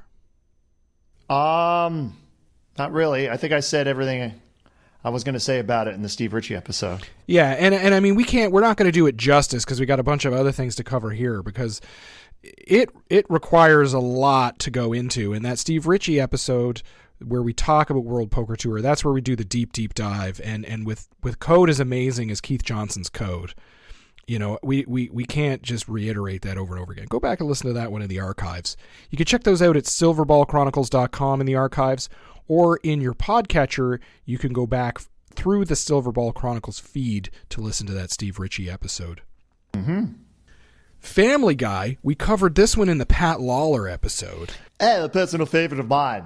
This one was definitely a bit of a tug and pull and push when it came to Pat Lawler and Keith Johnson, because there's a lot of silliness, not so family-friendly stuff, and that's not really up Pat Lawler's alley. I don't. He didn't really want to do this one. Now, one of the more controversial titles that Keith Johnson worked on was Wheel of Fortune. Now, why would that be controversial? Because it was a game based on murder. No, it's not. Wheel of Fortune. Yeah, it's the game show theme from the TV show. Yeah, I remember when this came out, some of the complaints were the fact that no one in Europe, I guess, knows what Wheel of Fortune is. And that was a big market for Stern. And yeah, so they were just like, what is this? The same thing with like NASCAR. That's why they made a Grand Prix for the European version. But I guess just Wheel of Fortune wasn't a thing over there. And it was never finished. It was never finished. We're still waiting on that wizard mode. Yeah, I guess there's an insert that like never lights up. Oh, that's sad. Although I did hear there is a more complete version of it in existence. Ooh. You just need to know the right people to get a hold of it. You got to get in there. That's all I'll say. That's all we'll say. Well, the next game that Keith would work on at Stern was Indiana Jones. He would work on this with Lonnie Robb. This was designed by John Borg, Kevin O'Connor on art, dots by Mark Galvez, and sound by the legend David Thiel. Now, this is based on the movie we don't talk about and all the other ones that we actually love. Yeah, it'll be one of the two ones we don't talk about in another couple of months. Yeah, that's right. So Indiana Jones and the Kingdom of the Crystal Skull is the fourth, sadly, Indiana Jones movie where he fights aliens. Yes, folk, aliens. No, the aliens, he doesn't fight them, and they don't come into the end of the movie. Spoilers. He's fighting Russians this time. But it's worse because there's no Nazis and it's after, and it's got Shia LaBeouf, and it was directed by Steven Spielberg. So this next one that's coming up soon is not directed by Steven Spielberg, so it's probably going to be even worse. So it's so bad. But the thing is, this game was the ultimate grind of a pin. Now that's very un-Keith Johnson-like. Yeah, this was definitely more of a Lonnie Ropp game. This is definitely more of a Lonnie Ropp game. And it's a shoot this shot this many times kind of game. It's just grind. To be fair, I will say I saw this game once it was in an environment where we had a lot of non-pinball players there, and this was the one they played the most by far. Really? They loved seeing the Arc thing open. They liked all the movie clips. They totally loved this game. Now, we're going to get into another John Borg episode here sometime this year, and we'll really get into the bro of flow and how he's able to make his games flow really well. Wait, did you just say the bro of flow? That's what John Borg's nickname is, the bro of flow. He drives a BMX bike. Mm-hmm. He smokes. He plays guitar. He's really good at singing Rush. He's the bro of flow, my friend. It's a great little fan layout, but it's just grindy. And the art is terrible. Is not inspired. It's so terrible. It's a big for people who didn't like Jurassic Park with the map. You don't know what a bad map looks like. Look at this thing. It's terrible. Is not good. It's well worth your time to look it up. It's well worth your time to play it. It is fun. It is fun to shoot. The Arc toy is really cool. Is cool. It's got a scoop because John Borg just goes ape shit for scoops. Oh, swearing. Oh, it's got a magnet. It's got a magnet in front of the Arc because he loves to put magnets in front of Bash toys. Yep. And later we'd repurpose this Arc and make it the toy box for Aerosmith. Oh, yeah. I don't think it's an exact copy, but I'm sure there are similar elements on how the mech works because I think there's a little platform thing or little that raises up and all the balls just fall out. I think it's just like they do on Aerosmith. It's a great little game. We'll cover this in more detail during that episode. Coming up in the future.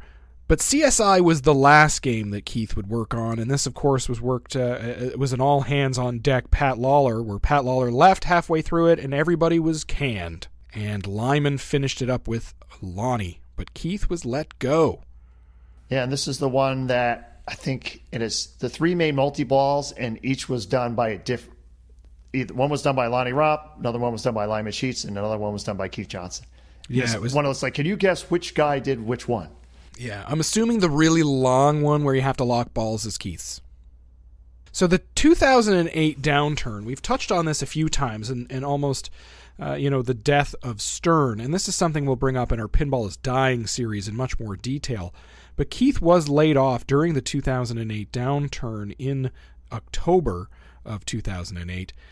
It was around this time that Keith recorded the Topcast episode where most of the quotes came from our episode. And he was fresh off leaving Stern, and he didn't pull any punches. Now, he wasn't, overly mean or anything, but the best thing I think about Keith Johnson is that he's a straight shooter. He doesn't play politics. He doesn't goof around. He will tell you exactly what he's thinking at exactly that time, and I commend him for that. But you can tell he was definitely hurt by being laid off in 2008. Keith would say, I would say slightly over 50% of the overhead staff was cut, and then the people that remained took an additional pay cut. I took, I think, a 10% pay cut in August, like pretty much everyone that worked there. Yeah, it was very clear that there were some struggles happening in manufacturing over the summer at Stern. Especially in this time, sales did drop off in the summer because everybody is out and about. They're not in the bar playing pinball and they're not staying at home playing pinball. They're out and about. Now, in the fall, winter, and spring, that's the different story. So they tend to sell more pins at that time. So people, taking time off or having a pay cut in the summer months is not unusual, except it was particularly big around this time. But this is again where Gary Stern did some interviews, and he was actually complaining about various things. And one of those things was ball times. Oh, and yeah. Keith's code was specifically, focused on games that happen to have long ball times. If you're out there and you're trying to sell pins outside of the home to collect money and generate money, Keith's code games are probably not the ones that you want to have on location, right? They play really long. They play really long. They're really complicated.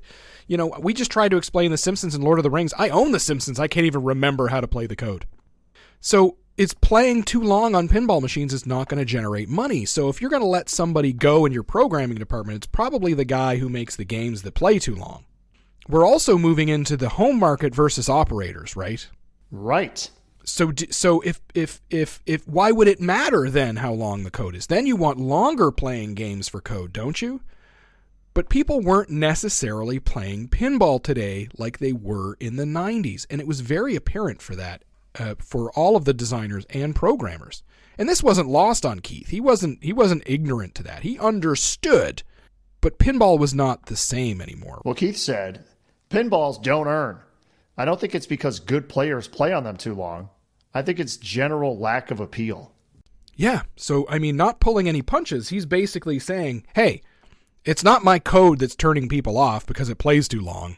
It's the fact that nobody's playing pinball. And I probably partly agree with that. Yeah, after the 2008 mass firings and the 2009 Expo, I remember Gary talking about how we got to get the games playing shorter. Yeah, that's where we're getting into Tron. We're getting into Iron Man. Yeah, not even Tron yet. Yeah, Iron Man. You got the NBA, Big Buck Hunter. Yeah, let's get some coins back in these things for the operators, right? So there's a significant philosophy change at around 2008. Now, there's moves being made in the industry around this time, and Keith would say that he's personally not very optimistic about the long-term health of Stern. This was in 2008. I personally am not very optimistic about the long-term health of Stern. When we got the 10% pay cuts in August, I pretty much made up my mind that I was going to have to leave. And I already started putting my resume out there. I had already come to the conclusion that I was not going to be able to continue at Stern myself. Yeah, so when he received that pay cut, he started to make some moves. That's when the mass layoffs happened at Stern. In October 2008, right after Expo. Keith would say, I fully expected layoffs to occur.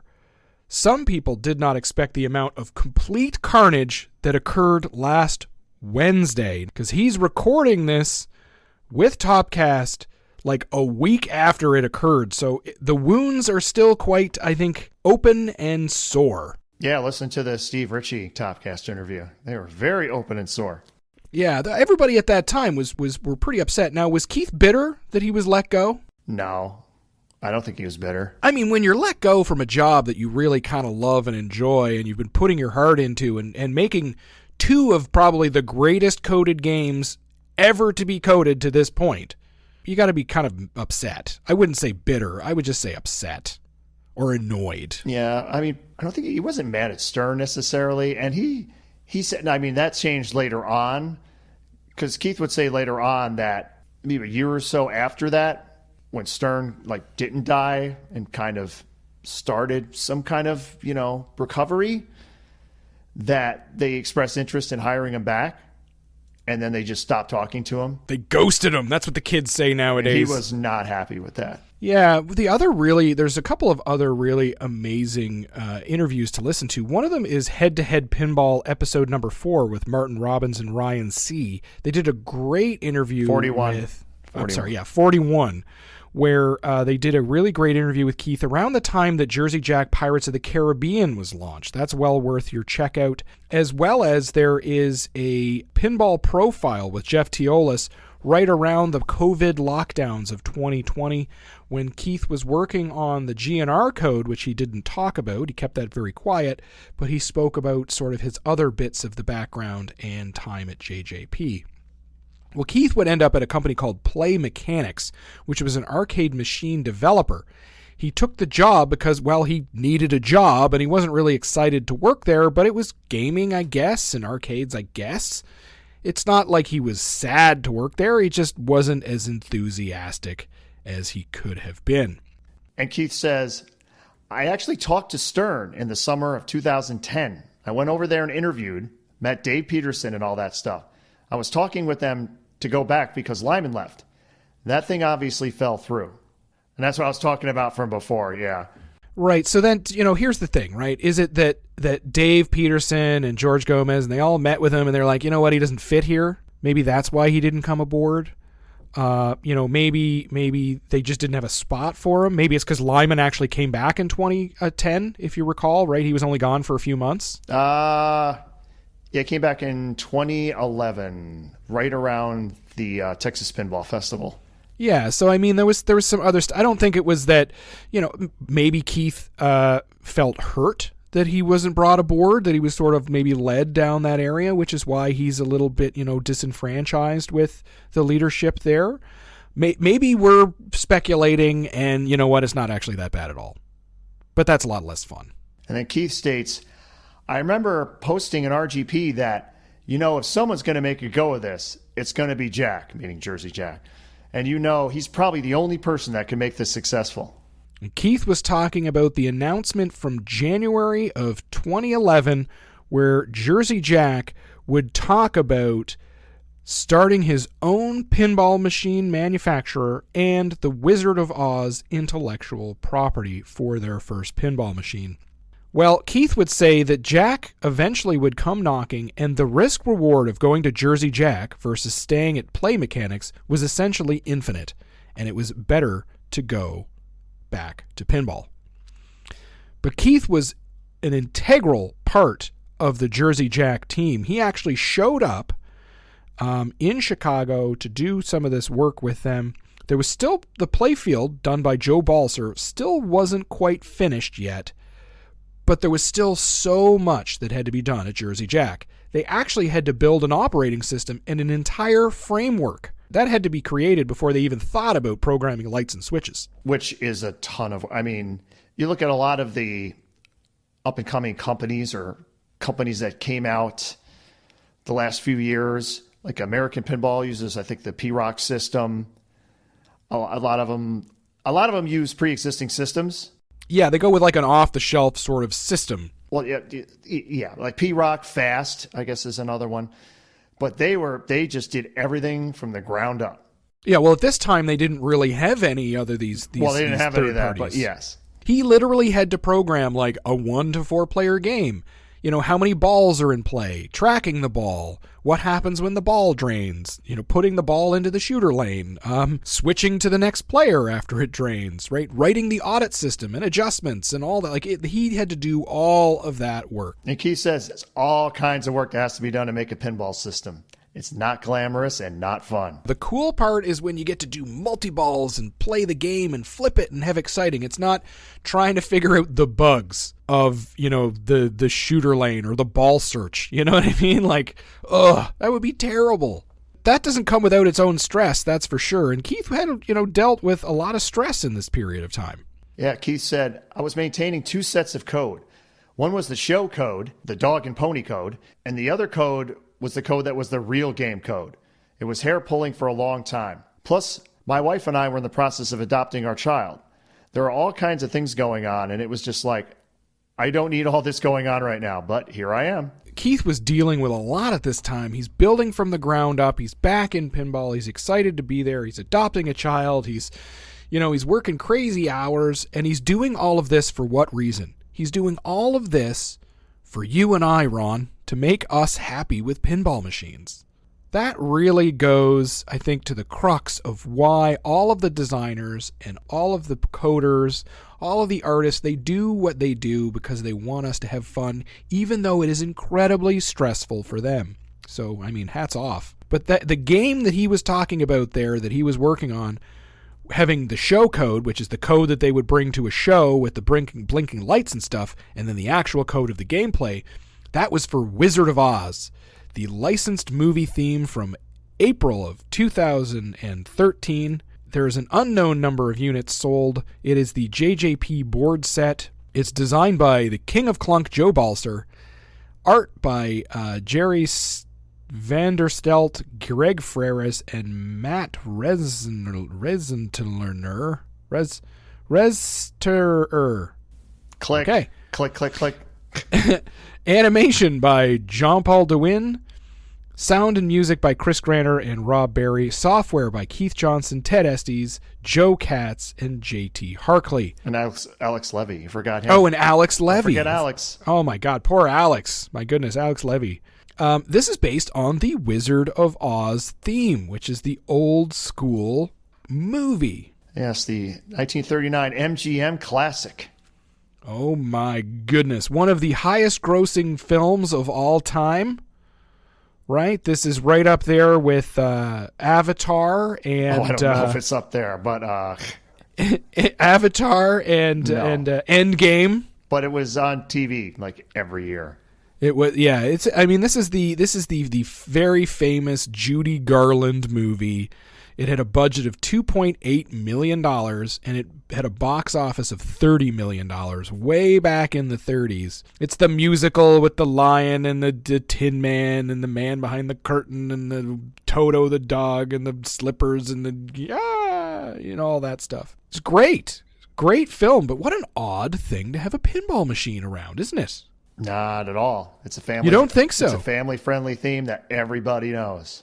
Everybody knows Wizard of Oz. And Wizard of Oz was one heck of a seller, and probably could still be one heck of a seller for Jersey Jack. They ran this about 1 billion times. And we'll get into that in a minute. And different versions, each more expensive than the next version. This game was so huge and so ambitious and so excitingly different that it almost bankrupted the entire company. Yeah, because they probably underpriced it. As crazy as that seems. This was originally, the price of this was $6,500. This is when Stern was selling games for under 4K. You can get it for under 4K. And this was the premium homeowner, bring back the Bally Williams magic excitement. This was the bring back mechs. Bring it back. And oh boy, did they go all in. They went all in. It's a wide body, so we can put more stuff in it. Because everybody loves a wide body. Fit more crap in it. 2 upper play fields, because only one is just, you need more than one. Physical sculpts. So we're not talking flat plastics. We're not talking like pictures. Actual molded toys everywhere. Yep, I said my favorite thing in the game is the pop bumpers. The trees. The creepy trees with the faces. Well, how would you like it if someone picked apples off of you? I would be pretty upset. And they're holding apples in their hands, if you look. So it's got the witch's castle at the top playfield, upper playfield.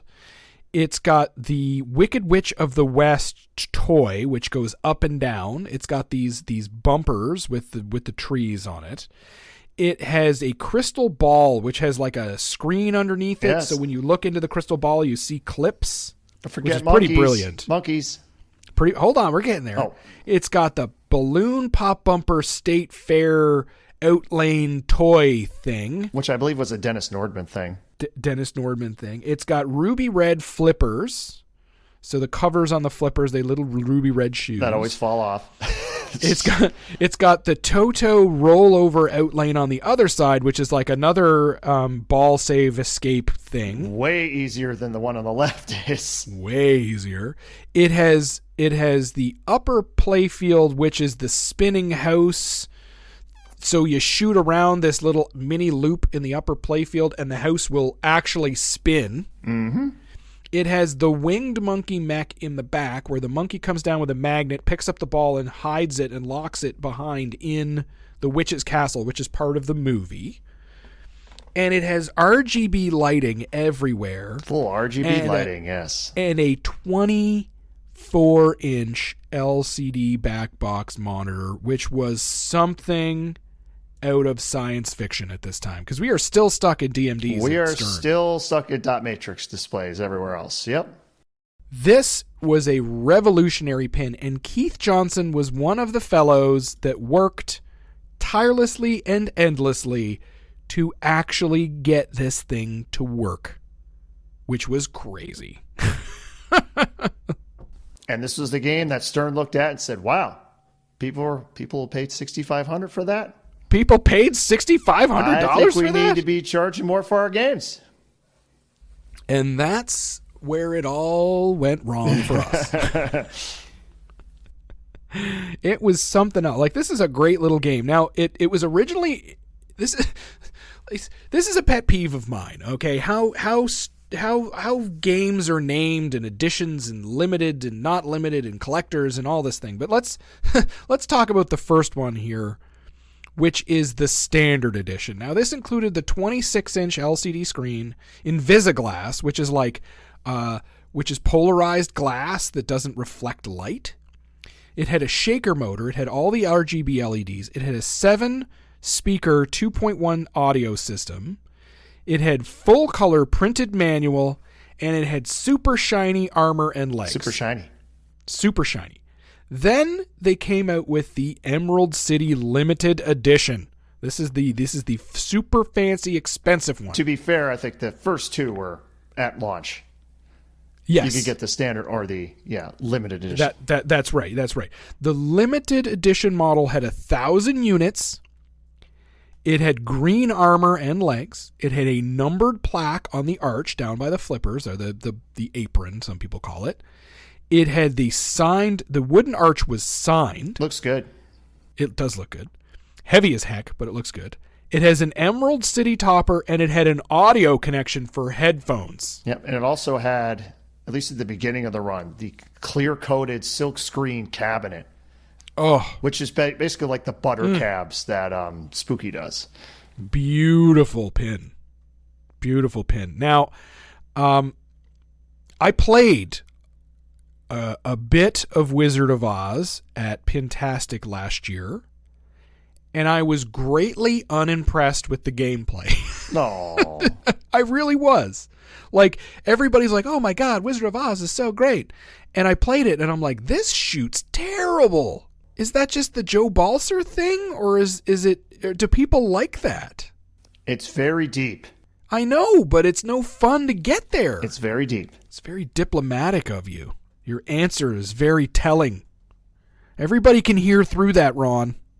I didn't stop you. Let's put it that way. So after they sold all 1,000 of those Emerald City editions. And this was a bone of contention too, because they're selling these LE editions. There's only 1,000 of these. Oh, I gotta have it. Gotta have it. So they sell Scarcity. them all. And then like a year or two later, okay, we're now going to do the 75th anniversary edition. The 75th anniversary edition. Is the ruby red edition. So the trim's all going to be red. Right. So it's 1,500 units. It's all super shiny red armor and legs. It has the connection to the audio. It has the 75th anniversary edition topper, and the back glass was different, and it had a different numbered arch and plaque. I think this is probably the nicer unit, in my opinion. But wait a second. You can't have a second limited edition, can you? Sure you can. You could even have a third one. Well, I mean, I guess, so this is where we get into this limited edition thing. Okay, I get it. Stern's limited edition is like 500 or 1,000 units, and that's it. But sometimes they come out with another one. Yep. But Jersey Jack did that, and people freaked out because you're only supposed to have so many units. It's like, well, no, there's only 1,000 units of that type of limited edition. So I get it. I'm actually okay with it. I think it's annoying, and it makes your branding and marketing look like weird and confusing, but I understand it. Now, there's 1,500 of these 75th anniversary editions. So they're selling even more of those. And then in 2019, they unveiled the Yellow Brick Road limited edition, which is the ugliest of them because it is bright yellow. I remember that was at Texas Pinball Festival. Yes, and this had one of the greatest reveals of all time, where in the room at the Texas Pinball Festival, everybody was expecting the next greatest pin from Jersey Jack. And when they came into that seminar room, there was a pinball machine covered in garbage bags. And under those garbage bags, the yellow sparkled playfield the no-winged monkey, Yeah, the monkey's not in this one. the updated Witch's Castle mechanics, which had less stuff to break. It had a special backglass. It had radcals on the side, which are like plastic, shiny, covered art things. It had a new topper. It had yellow powder-coated ramps and legs. It had a return of the wooden arch and the new backbox design, which was actually taken from Dialed In. Yeah. Train wreck of the launch of this aside, it sold quite well, these limited edition Yellow Brick Roads, but at that time the price had gone way up every single time they released a new one, but they kept selling them, which is why I ask again, why is it selling if it's not that great to shoot? It's got a ton of toys. It looks impressive, but it's not that impressive. They love that deep code. So this code is a bit unusual, right? There's horses of a color, and there's areas to shoot, and there's wizard modes, and like it's really got a lot going on. And the only person I think that can really explain this is Martin Robbins from the Final Round podcast. Like, do you understand any of that game? I'm trying to remember, what is the final mode? Is it somewhere over? I think somewhere over the rainbow, right? Yes. Yes. All I know is that, but I don't know how to get there. I don't know what to shoot. I don't know where to go. You got to do everything. Everything. You got to do everything. You just shoot the ball everywhere, and eventually stuff will happen. And that's not that fun. I mean, I understand that if you're paying a lot of money for a pin, you want to do a lot of stuff. I like the monkey. The monkey's cool. I mean, I get it. I get it. It's just, this pin obviously was a, let's throw everything in there, let Keith do whatever he wants with code, and we'll see how it goes. And it went okay, and it sold really well. Good. So it went more than okay. You know what I mean? But there was a big controversy when it came to the light boards. Do you remember that? They had issues. The first run games had issues with the light boards. Which are the boards underneath the play field that blink lights and things. It's kind of like the node boards, basically. The light boards, the ones that have the lights. Haha, yes, there. Very, very good. Very good. But a lot of them failed. Yeah. And Jersey Jack had to send out a bunch of new ones for a bunch of people under warranty. And Jersey Jack got into some serious troubles when it came to finance. And there was ownership changes where they ended up coming into the billionaire family of the Abysses. I think that was after The Hobbit, though. Or at least right, during yeah. The Hobbit.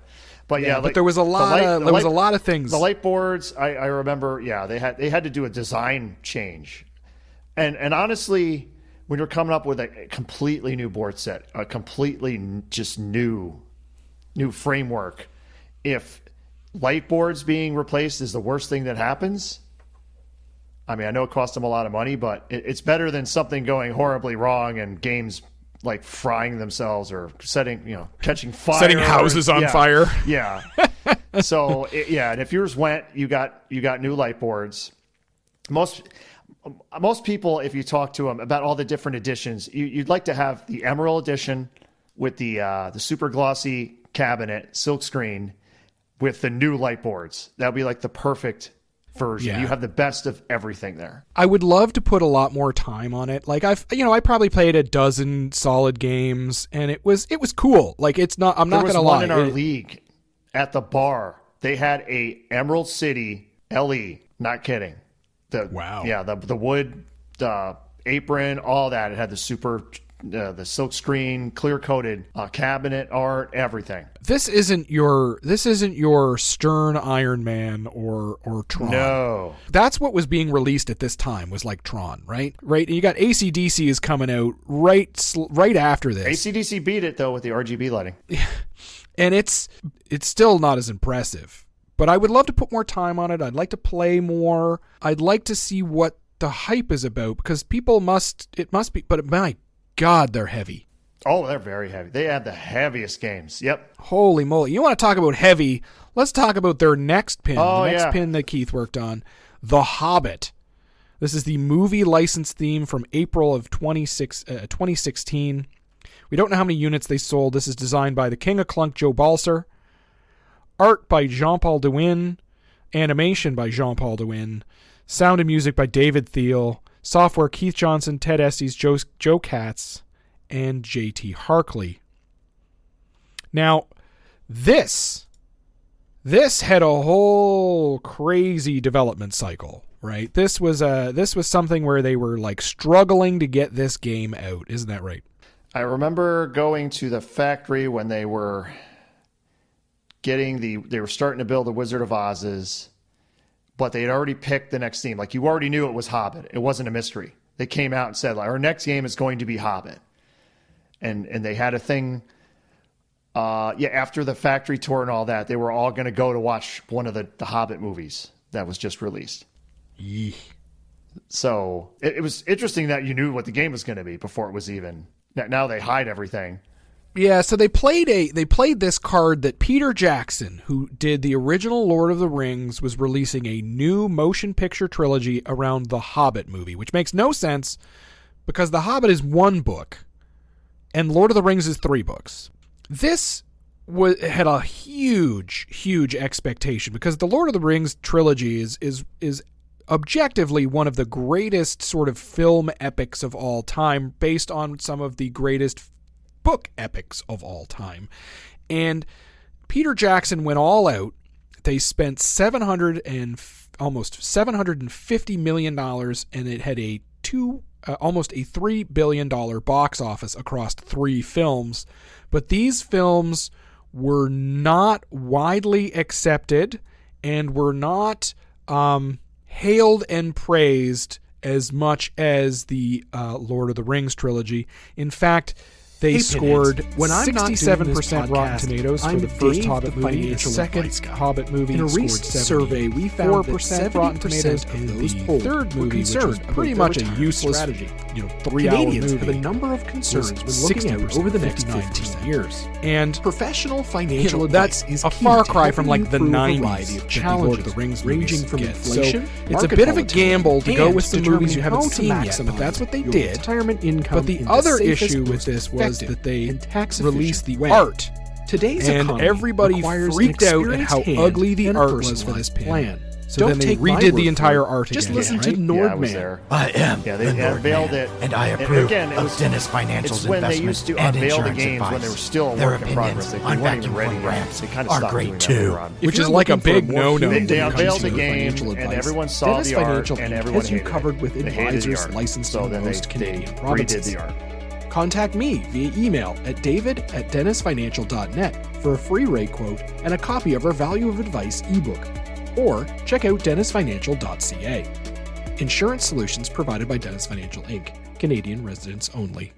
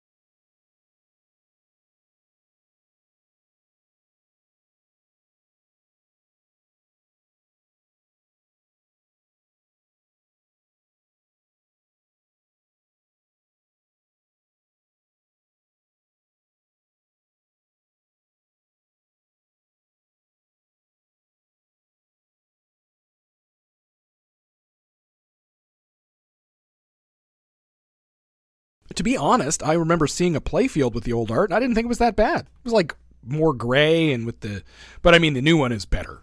Sometimes you can listen to the customers too much, I think. Well, that's inevitably it, right? And when you're a small company and you're sort of being run by a sales guy, yes man, like Jersey Jack, and I say that, I don't mean to be mean about that, but that's just what salespeople are. We try to please everybody and we want everybody to like us. I'm a salesperson too. I get that they would pivot and change on that, but it's not necessarily the best thing to do. In this, it probably was, but it created more delays and more issues and more cost overruns. And then eventually that's where you would end up with Hobbit being sold. Now, a lot of people were a little bit disappointed in the Hobbit's code because they expected something different. Isn't that right? Well, Keith says, Hobbit is kind of a sore point because we put a lot of crap into that game, and it wasn't what people wanted. They were expecting Lord of the Rings 2, but I don't want to do the exact same game every time. If you want Lord of the Rings 2, you should be playing Wizard of Oz. So, I mean, that Wizard of Oz, and Keith has said this quite a few times, that code is more similar to Lord of the Rings than the Hobbit code was. In my opinion, I think it's the playfield that is the part of the Hobbit that holds it back. So let's talk about what is on this playfield. There are 3 flippers. There are 3 pop bumpers. Okay, this is pretty regular stuff. There's 4 pop-up targets, which are like the trolls in Medieval They Madness. are the trolls. I think it's like the same mech. But there's not just 2. There's 4 now. Yeah, that's another reason the game's so heavy. Jersey Jack doesn't do one thing. It's like, let's do the same thing, but like on steroids. There's 2 spinners. There's 11 stand-up targets. There's 2 vertical up kickers. 2 3-bank drop targets. There's 1 captive ball, 1 Newton ball post. There's a 5-bank drop target. Individually controllable. This is insane. 1 mini LCD book screen under the glass. The large Smog toy, which is the dragon. Smaug. That rotates. There's a player-controlled diverter in the back ramp. And there's a physical outlane kickback. This thing is so heavy, so big. And they got tons of assets. They have all the clip from the actual movie. Unbelievable. The multi-ball, what they did when they had it at Expo with the art that everyone hated, the one thing they had coded in there was like the multi-ball intro. So you got to see the dragons like talking to you, and the multi-ball starts like, oh, okay, that's cool. He turns his head and looks at you like, whoa. I want to play this game so bad. I haven't played this game. I want to play it so bad because I want to make up my opinion for myself because I think I really want it. I really want to like it. I really think it's very cool. I like pins that are themey and atmospheric and integrated really well. And this is probably, they say, like one of the greatest integrated pins of all time. The downside to it, unfortunately, is the playfield. So it's a fan layout. The shots are left to right. It's not fan. It has a 3rd flipper. But some people would say that 3rd flipper could be removed and it wouldn't make any difference. There was originally a 4th flipper in there, but it was removed because it was only there to be a flipper and literally didn't shoot anything on the right side of the playfield. But the left one on the left side shoots the drop targets on the left. The flipper on the right shoots the drop targets on the left. But you could shoot those from the bottom flipper, so there's no sense of having that there. There's no side ramps to shoot that with. There's no... Like, it is a completely useless flipper. It really is. It's like a mechanic to have in the game for no other reason. The other thing is that it has these ramps that are sort of like the boat ramps from Fishtails, but it's a way back in the back of the playfield, and it has 2 vertical up kickers on the left and right side that you sort of shoot it in, and it goes, and then it goes plop up onto the Have you played this? Then you can't say all these things. What do you think? You tell me. You've played it. It's not stellar. I mean, it's not like, oh my God, this thing shoots like a dream. It doesn't. But it's better than Wizard of Oz. I kind of liked it better just because it's cool starting a multi-ball with the freaking dragon there, and they got, even though I never seen any of the movies, they play on the screen and it looks cool, and the light show is cool, and they had assets galore in this game. I've heard from multiple people that when casuals come up to play, they just don't have any clue what's going on or where to shoot or what to, like there's no bash toy. There's no real sort of ramps in your face. There's no magnets in places. Like there's those pop-up trolls and spiders and animals and wolves and whatever that pop up out of the playfield. But to get those to pop up, you got to get it into the in lanes. Casuals have a really hard time with this pin. I'm not really casual. So I don't know any casuals at this point. But I've heard that a few times, is that like when people stand up, they're like, if you and I got here, we'd be like, okay, I'm going to shoot the thing and start the mode, and then the mode is telling me to shoot the drop targets or shoot the orbits or collect the characters or whatever. But like you got to collect the shots, and then the shots, you collect all the characters, and then you roll over the locks, and then you shoot the animals, and then you got multi-balls on here where Keith throws everything at you. Like, you're a multi-ball, you're hitting shots, trolls are popping up, you're hitting trolls. Everything's lit. The sounds are going insane. It's just, yeah. So then, like I said before, if you're doing everything, nothing means anything. Is that correct? Oh. You know what I mean? Like, if everything is a jackpot and everything is lit and whatever you're doing is doing something, then it all kind of blurs together and is kind of meaningless. Not if you're a casual. It's great. Yeah, maybe. But do they have any clue what's up? It's just blinking and stuff. When I look at the first half of Keith's sort of creation of pinball code, we got like the Simpsons and Lord of the Rings and World Poker Tour and stuff like that.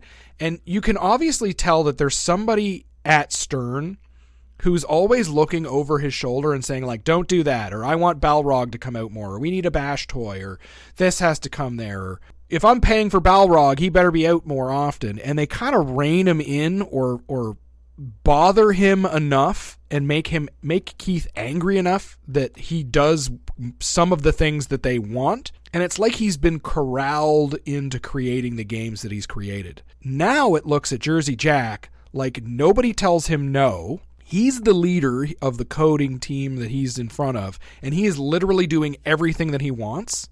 And I think it might be too much. The David Dennis narrative. What do you think? I'm not saying it's good or bad, because I, like I said, I haven't played enough of it to make my full code. I'm just saying there's a lot going on here, and there is a lot of craziness, and a lot of people say, man, it's too much. I could argue, though, this is 100% for the home market. Okay, so we're in a different market. This has to keep people occupied for years. So this isn't Dave swinging up at Pintastic playing 4 games, or somebody throwing in $1 and playing 2 games, right? This is a totally different thing. So maybe we'll talk about that a little bit here on the next game, but I really, really, really want to play this game because I really want to make up an opinion because I think it looks fun, fantastic, and it's my kind of game, but I just think, wow, there's a whole lot of thing going on here. So let's get into the additions of this game. So this got into a really weird, confusing additions too, didn't it? I think it had a couple LE versions, but so it had the standard edition. Okay, so there was a standard edition for this game where it had all the movie scenes. It had some of standard stainless steel parts. They all have the movies. We haven't gotten to the era of Jersey Jack where they actually take anything out of the game. So the base game is the same no matter what version you have. It's the more expensive versions have way more bling, basically. It's the only difference. So it's got standard stainless steel. It's got a regular industry coin door. It's got 3 pop bumpers that are just standard pop bumpers. It has no shaker motor, but it's exactly the same when it comes to physical gameplay. Now the limited edition is where things get a bit different. So these were on the pre-production promo, and you can see this on IPDB, which is the Internet Pinball Database where you can look up these games. And in here we get the Sea Breeze bronze powder-coated armor and body legs, which is actually very nice. It has the coin door with the external headphone jack and volume control. It has the Invisiglass, the shaker motor. It has a numbered certificate of authenticity. Plus, it just looks awesome. And it has these really cool axe slingshots. So the slingshots have like little axes that stick up. So it pushes the rubber, which pushes the ball. But then above that, these little axes kind of come down. It looks awesome. Super cool. But then there was the Smaug Gold Limited Edition.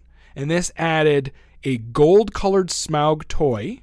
So he was painted differently, and gold armor and body legs. Yep, and then later on there was another version. There was the Black Arrow Special Edition. So it wasn't a limited edition, It was a special edition. Okay.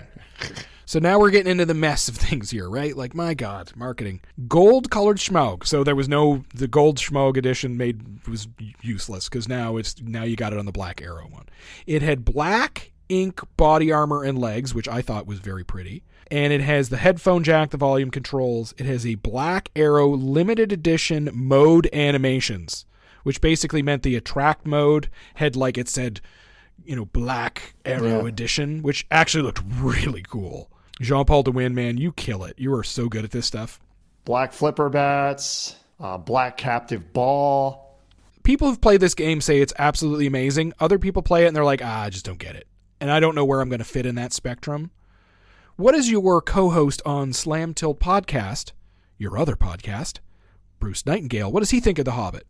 I don't know if he likes those games. I know he hates all the ones I like he hates Dialed In. He hates Wonka. So I don't know what he thinks of Hobbit. Okay, so let's jump into Pirates of the Caribbean. The licensed movie theme that is from the Disney property that is named after the ride at the Disney theme parks. This is from September of 2008. So this game was the one, along with Deadpool, that was coming out right kind of after I had joined Pinball. So I was kind of excited to see this from the manufacturer, Jersey Jack. It was designed by Eric Minier, or Minier, as it's supposed to be, and he doesn't know how to say his name. Animations by Jean-Paul Dewin, sound by David Thiel, and software by Keith P. Johnson, Joe Katz, Ted Estes, and J.T. Harkley. This is a pretty cool game. I'm not going to lie. It's pretty exciting. This game has a very interesting history. Jersey Jack went after this IP. He said in previous interviews, he went after Pirates of the Caribbean because the original Pirates of the Caribbean from Stern, when he was a Stern distributor, sold a lot. It did. So he's like, that is an awesome theme. I want to go back into that theme, which I think is a crazy way to run a business, which is why Jersey Jack doesn't run it anymore.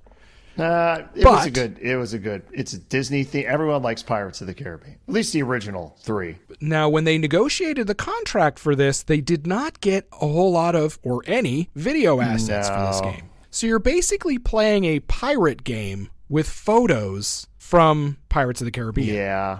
And one of the actors. Yes. Now, the actor is the fellow that does all the call-outs, does an amazing job. And the sound package by David Thiel is stunning. And the visuals by Jean-Paul Dewin, stunning. The playfield, pretty good. I like the playfield. It's not the greatest of playfields. It's a wide body, and there's more shots in the middle that are kind of fun, and the ones on the outside are absolutely just terribly lots bad. Of strong takes by David Dennis. You're going to get so much hate mail. I'm probably going to get a lot of hate. If I ever see Eric Minier, he's probably going to punch me in the face. But it's an ambitious game. It's an exciting game, but it ended up being hamstrung in quite a different way. So on the right side, you've got just this super cool rocking ship upper playfield. So the playfield is literally a ship that rocks back and forth, and there's a ramp that you shoot up to it, which is terrible ramp. It just is terrible.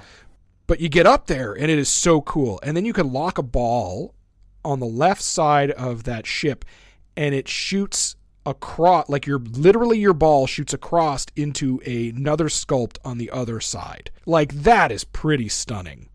Then there's a chest locking mechanism in the middle of the playfield. So you've actually played this one? I've played this a lot, actually. Yeah, I've played this a lot, oddly enough. Then underneath, there's this really cool sort of magnet spot underneath the ship where you're like stuck in the whirlpool of the ship. There's the maelstrom ramp on the other side where it will go through the ramp, or it will divert it down into like almost like a toilet bowl thing going around. It's a great game. It is a really great game. It just, for some reason, it doesn't come together. Now, a lot of the controversy around this game was that things were either costed out or taken out because they weren't working quite the way they wanted to. I think that's overblown. I think people put too much anger in that. I don't think that that's a big deal. What happened was they unveiled this at Expo. And by unveil, I mean show an early prototype of it. Because it wasn't ready yet. And they showed it had a triple spinning disc in the center. Like it spun, like it could spin three different ways. There's three different parts of the disc that spin. And it had the chest in the back open and closed, kind of like the chest in the Stern one. And it just took so long. It was, 8 to 10 months after that before this was finally released. and they just could not get the triple spinning disc working right. So they pulled it. There were some kind of issue with the trunk opening and closing.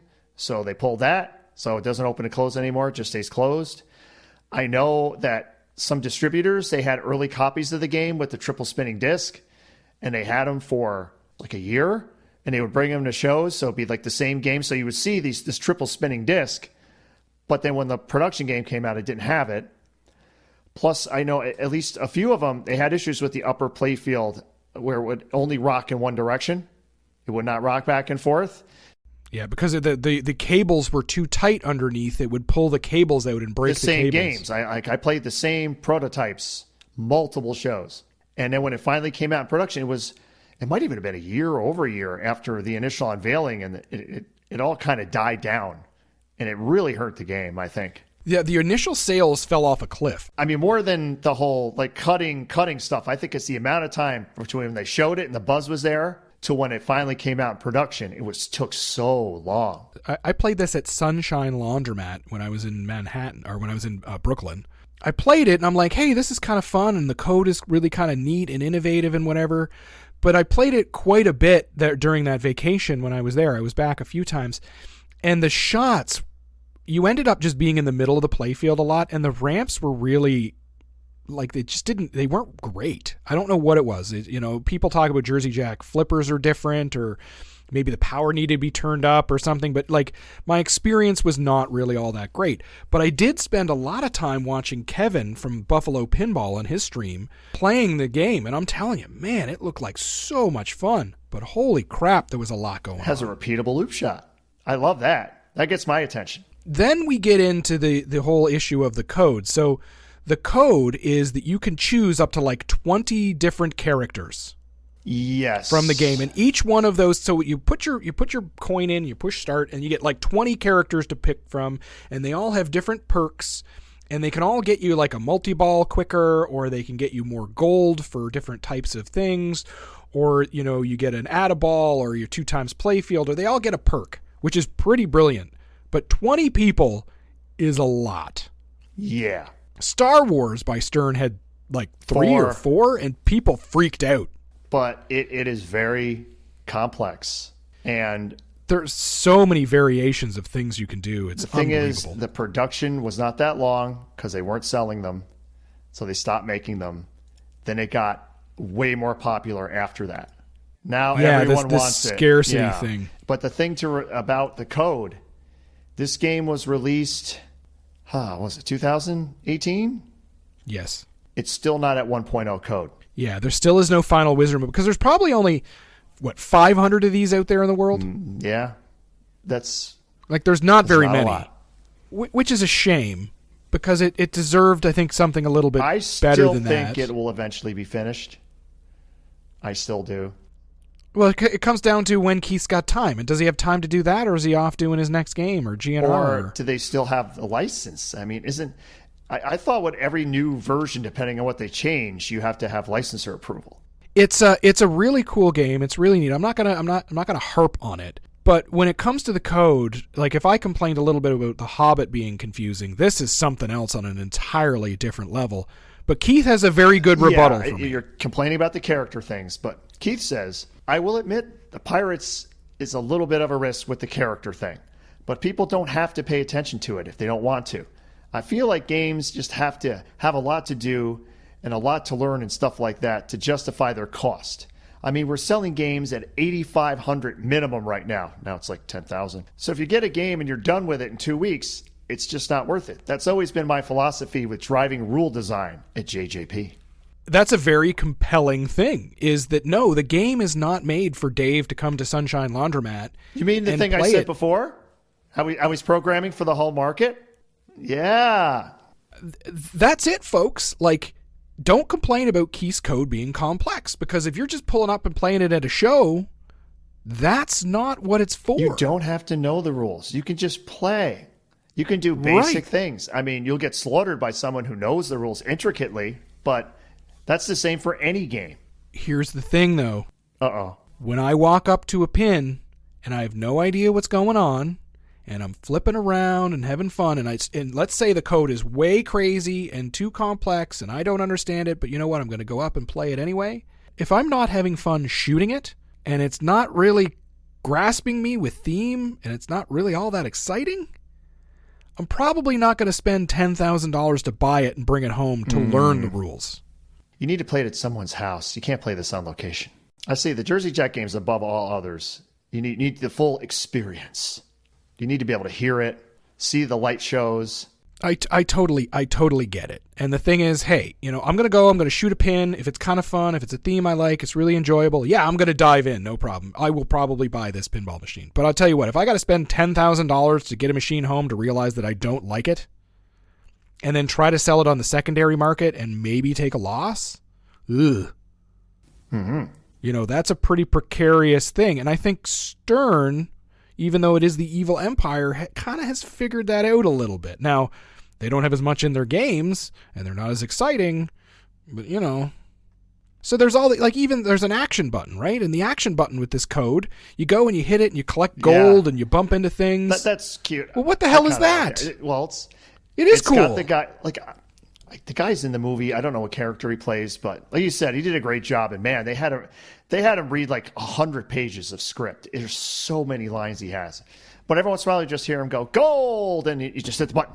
Gold, Because you got to collect it. You got to pull it off the table. But if you're bothered with the action button, Keith says, you don't have to get gold ever. I mean, you probably won't get to Tortuga if you don't ever go for the goal, but you don't have to play Tortuga ever to win the game. So that's what he's saying. He's like, don't get all caught up on all this complicated stuff. Just have fun with the game and then learn it. I get it. I understand. Damn pinheads with their whining. So much whining. All I've done is whine. This whole podcast has been 2 hours of whining. You need to appreciate these games. games. Complicated. They had to come up with a whole new platform. And light boards were like a one issue. I would take that all day. Look at their menu. They got like nice, we haven't even gone into, from a more tech side, go into their menu system. See the switch matrix. It's got picture of the play field and little dots, shows you what you're activating and stuff like that. So cool. But this had a myriad of editions as well. There's the standard edition, exactly the same as all the other ones. No Invisiglass, no shaker, no stuff like that. Now, the limited edition, it had the extra volume control and headphone jack. Yeah, that's not all of them so far. But it also has the 72 light display on the back of the playfield panel. So the back of the playfield, there's like a panel that has all these lights on it, and it gives you hints as to where you should shoot. Sort of like looking into the night sky and looking at stars. So if you pay more, you get hints. It's so stupid because how do you figure out what's on that? They're just lights. Then there's it's not like there's an arrow or there's another thing. It's just like this blinking thing, and it actually does work. You can actually figure it out. There is a pattern to it. Quit whining. But it's and then there's the collector's edition. The collector's edition. Armor and barnacles, and it's got these barnacles on it. I wasn't a fan of that barnacle. They had that. And they're really sharp. Totally different playfield art. So instead of Johnny Depp, you get the Davy Jones guy. Yeah, which is totally better because I don't want Really? Johnny I like Johnny Depp better. I mean, it's Captain Jack. You just like to stare into his eyes. Shipping a bottle topper, Radkells with different art, and only 200 units. 200 unit collector's edition. Can you imagine? But they didn't sell. So there's 200 of these out there, and now they sell for like $35,000 US. Yeah, well, those sold. The LE sold, but the game itself didn't sell that much. No, so there's like the most like limited version of this game is probably the standard edition. So if you have a standard edition, you probably have the one that there's the least produced. All of the Jersey Jack games. CEs are like $30,000. We don't know how many were made. People went crazy for this game afterwards. There's so much hype around it, but it come on, people, use some common sense here. There's still rumors they're gonna maybe renew the license and do more someday. So this brings us to Guns N' Roses, Not in This Lifetime. This is the licensed band theme, September of 2018. This is the Jersey Jack board set. Eric Minier and Saul /Hudson, which really takes away the mystique when you know his real name is Saul. Art by Dane Henry Jr. Jean-Paul DeWin does the animations. Sound and music by Slash and Vicus Deo. Software by Keith P. Johnson, Ted Estes, Joe Katz, and JT Hardkey. Yeah, remember that last game where they got no assets? This is the opposite. They got every asset known to man, including ones that aren't even Guns N' Roses songs. Live and let die. That's what threw me. The first time I saw the game, that's the thing they showed because it has the coolest light show of all of them, in my opinion, the Live and Let Die one. And I'm like, how do they get that? They don't own that. That's a Paul McCartney song. Just one phone call from Slash. Hey, Paul, can we use this? Sure. There you go. Done. So Slash is a big pinball fan. He's always been a big collector. He worked on the Guns N' Roses since the 90s. pin with John Borg. You can hear about that in the Borg Live in the 90s licensing dream in the archives. He doesn't have that game anymore, I believe. I think he lost that in the divorce. Yeek. So the Guns N' Roses theme here was brought to Jersey Jack by Slash himself. He approached Jersey Jack and said, let's make a pinball machine. And he said, okay, sure. It's not exactly family friendly, which doesn't fit within there. But of course, under new ownership at Jersey Jack, they pretty much decided that they wanted to sell pins. So they went with Guns N' Roses. And because you're working with Slash, he has given you concert footage from the Not in This Lifetime tour. You're getting band posters. You're getting original audio. You get access to every band member in Guns N' Roses. It is something else. Yep, you get access to Appetite for Destruction, Use Your Illusion 1 and 2. Unfortunately, then the other ones, the Chinese Democracy. No. Now, this was probably considered one of the greatest pinball launches of all times. All of the mistakes that they had made in previous pinball launches where they kind of, showed too much too soon or not enough. This one, they showed an insane video and people were like, I'm buying it. Let me find my wallet. And they were ready. The hype was something.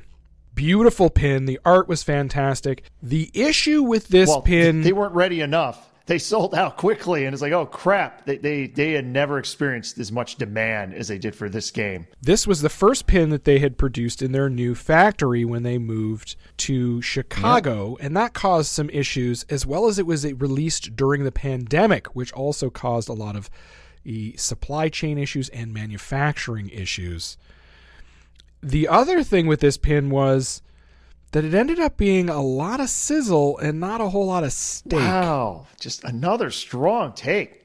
I think that the game is exactly what it needed to be. It is, and it is an amazing You're game. bringing the concert home. You are experiencing a Guns N' Roses concert. Regardless of my zinger there, this game is exactly what it needs to be. An amazing concert experience in a box for people that generally don't know a whole lot about pinball. But the deeper you get into this code, sort of the less satisfying it becomes. So it's like a weird overcorrection for Keith Johnson. There's a lot of code in it, but it doesn't seem to kind of go anywhere. Is it too simple? It's not simple. It just doesn't seem like it's particularly rewarding. It's a very risk-reward pin. And what do I mean by that, Ron? Well, like when I play, I'll give you an example. When I play this game, I don't really care if it's deep. I like to just get into a song. You get into a song you collect band members. Once you collect all the band members, the song is ready. But of course, I will try to lock balls beforehand because I want the maximum amount of balls. Makes the song worth more. And then you get into a song and you'll see an insane light show. Unbelievable. And you can pick the song. So pick Live and Let Die, best light show. So you pick that and you play and it tells you what to shoot. There's like a little display in the back. Shoot these shots. And you shoot them. And you just keep going as long as you can. You can hit at certain points. You can hit the saucer, and there's a cash out. Do you want to cash out? Risk reward. Like no.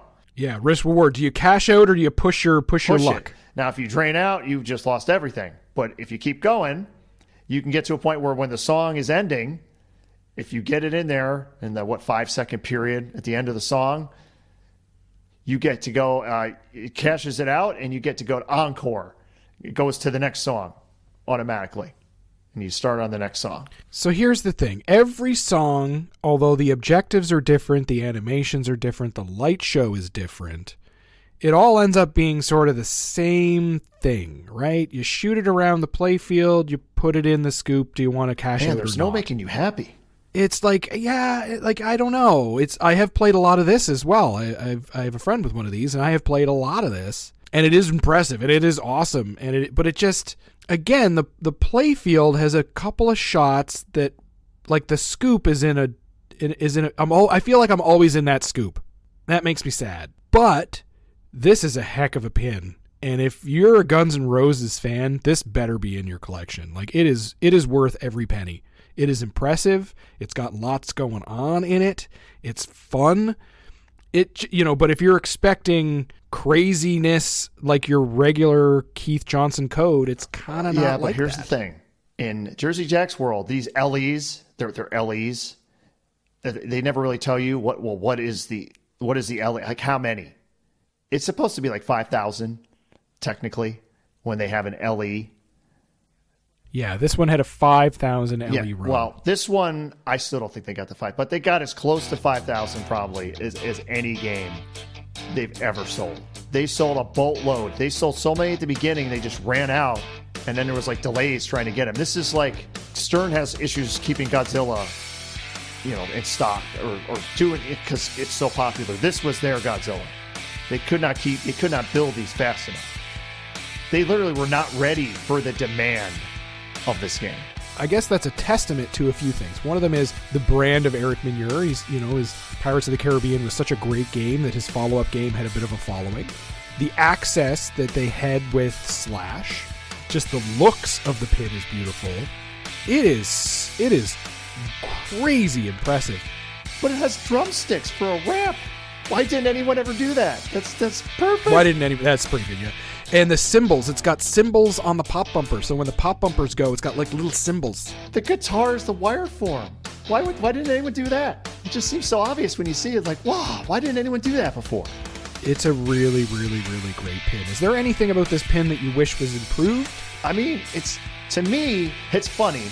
This is like, you consider this Jersey Jack games as home games or games for the home. For me, this would be like my Jersey Jack location game. Yeah, that's it. Like I want to go up, I want to lock as many balls as I can before I start a song. I want to totally kill the song and get a huge jackpot, and then I'm good.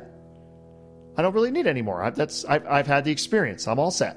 It's worth it. It's a great pin. A lot of people crap on it. A lot of people love it. It's somewhere in the middle, guys. Like, don't be all in or all out on something. Like, play it and flip it and have a good time. It's the greatest Jersey Jack game ever because it sold the most. Yeah, absolutely. That's any owner will tell you that. And that brings us to the end of our podcast this month, Ron, where we talked Everything is Lit, Keith Johnson, and Jersey Jack Pinball. Anything else you want to add here at the end? I look forward to more Keith Johnson games. Oh, I'm excited for his next one. Hopefully we'll see something like that in this year of 2023. And, yep, I think we will.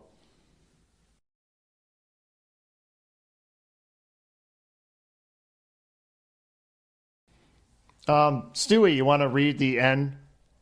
Can't you just use a clip? I thought David Dennis said you could just replay the whole thing, and people will know that he's doing that.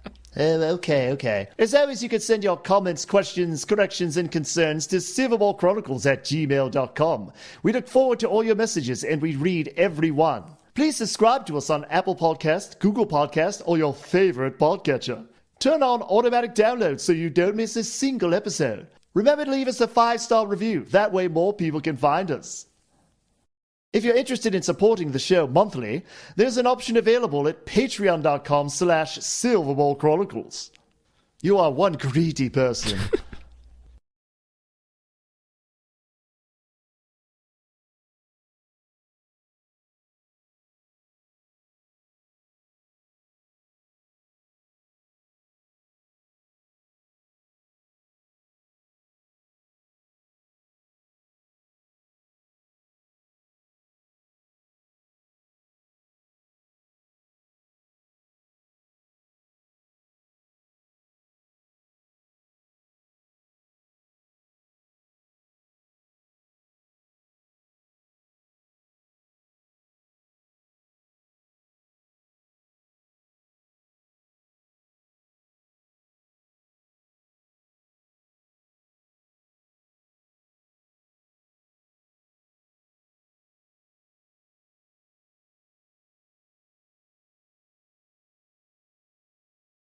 Oh, I'm sorry. I'm still in character.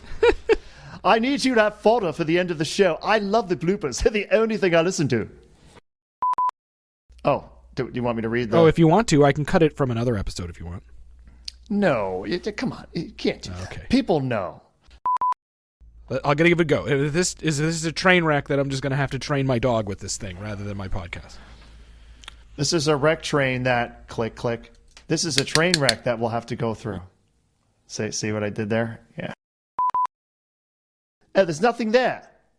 Your notes suck, David. Oh, you're so mean. What the hell? So mean. Yes, I am mean. Come on, I expect competence.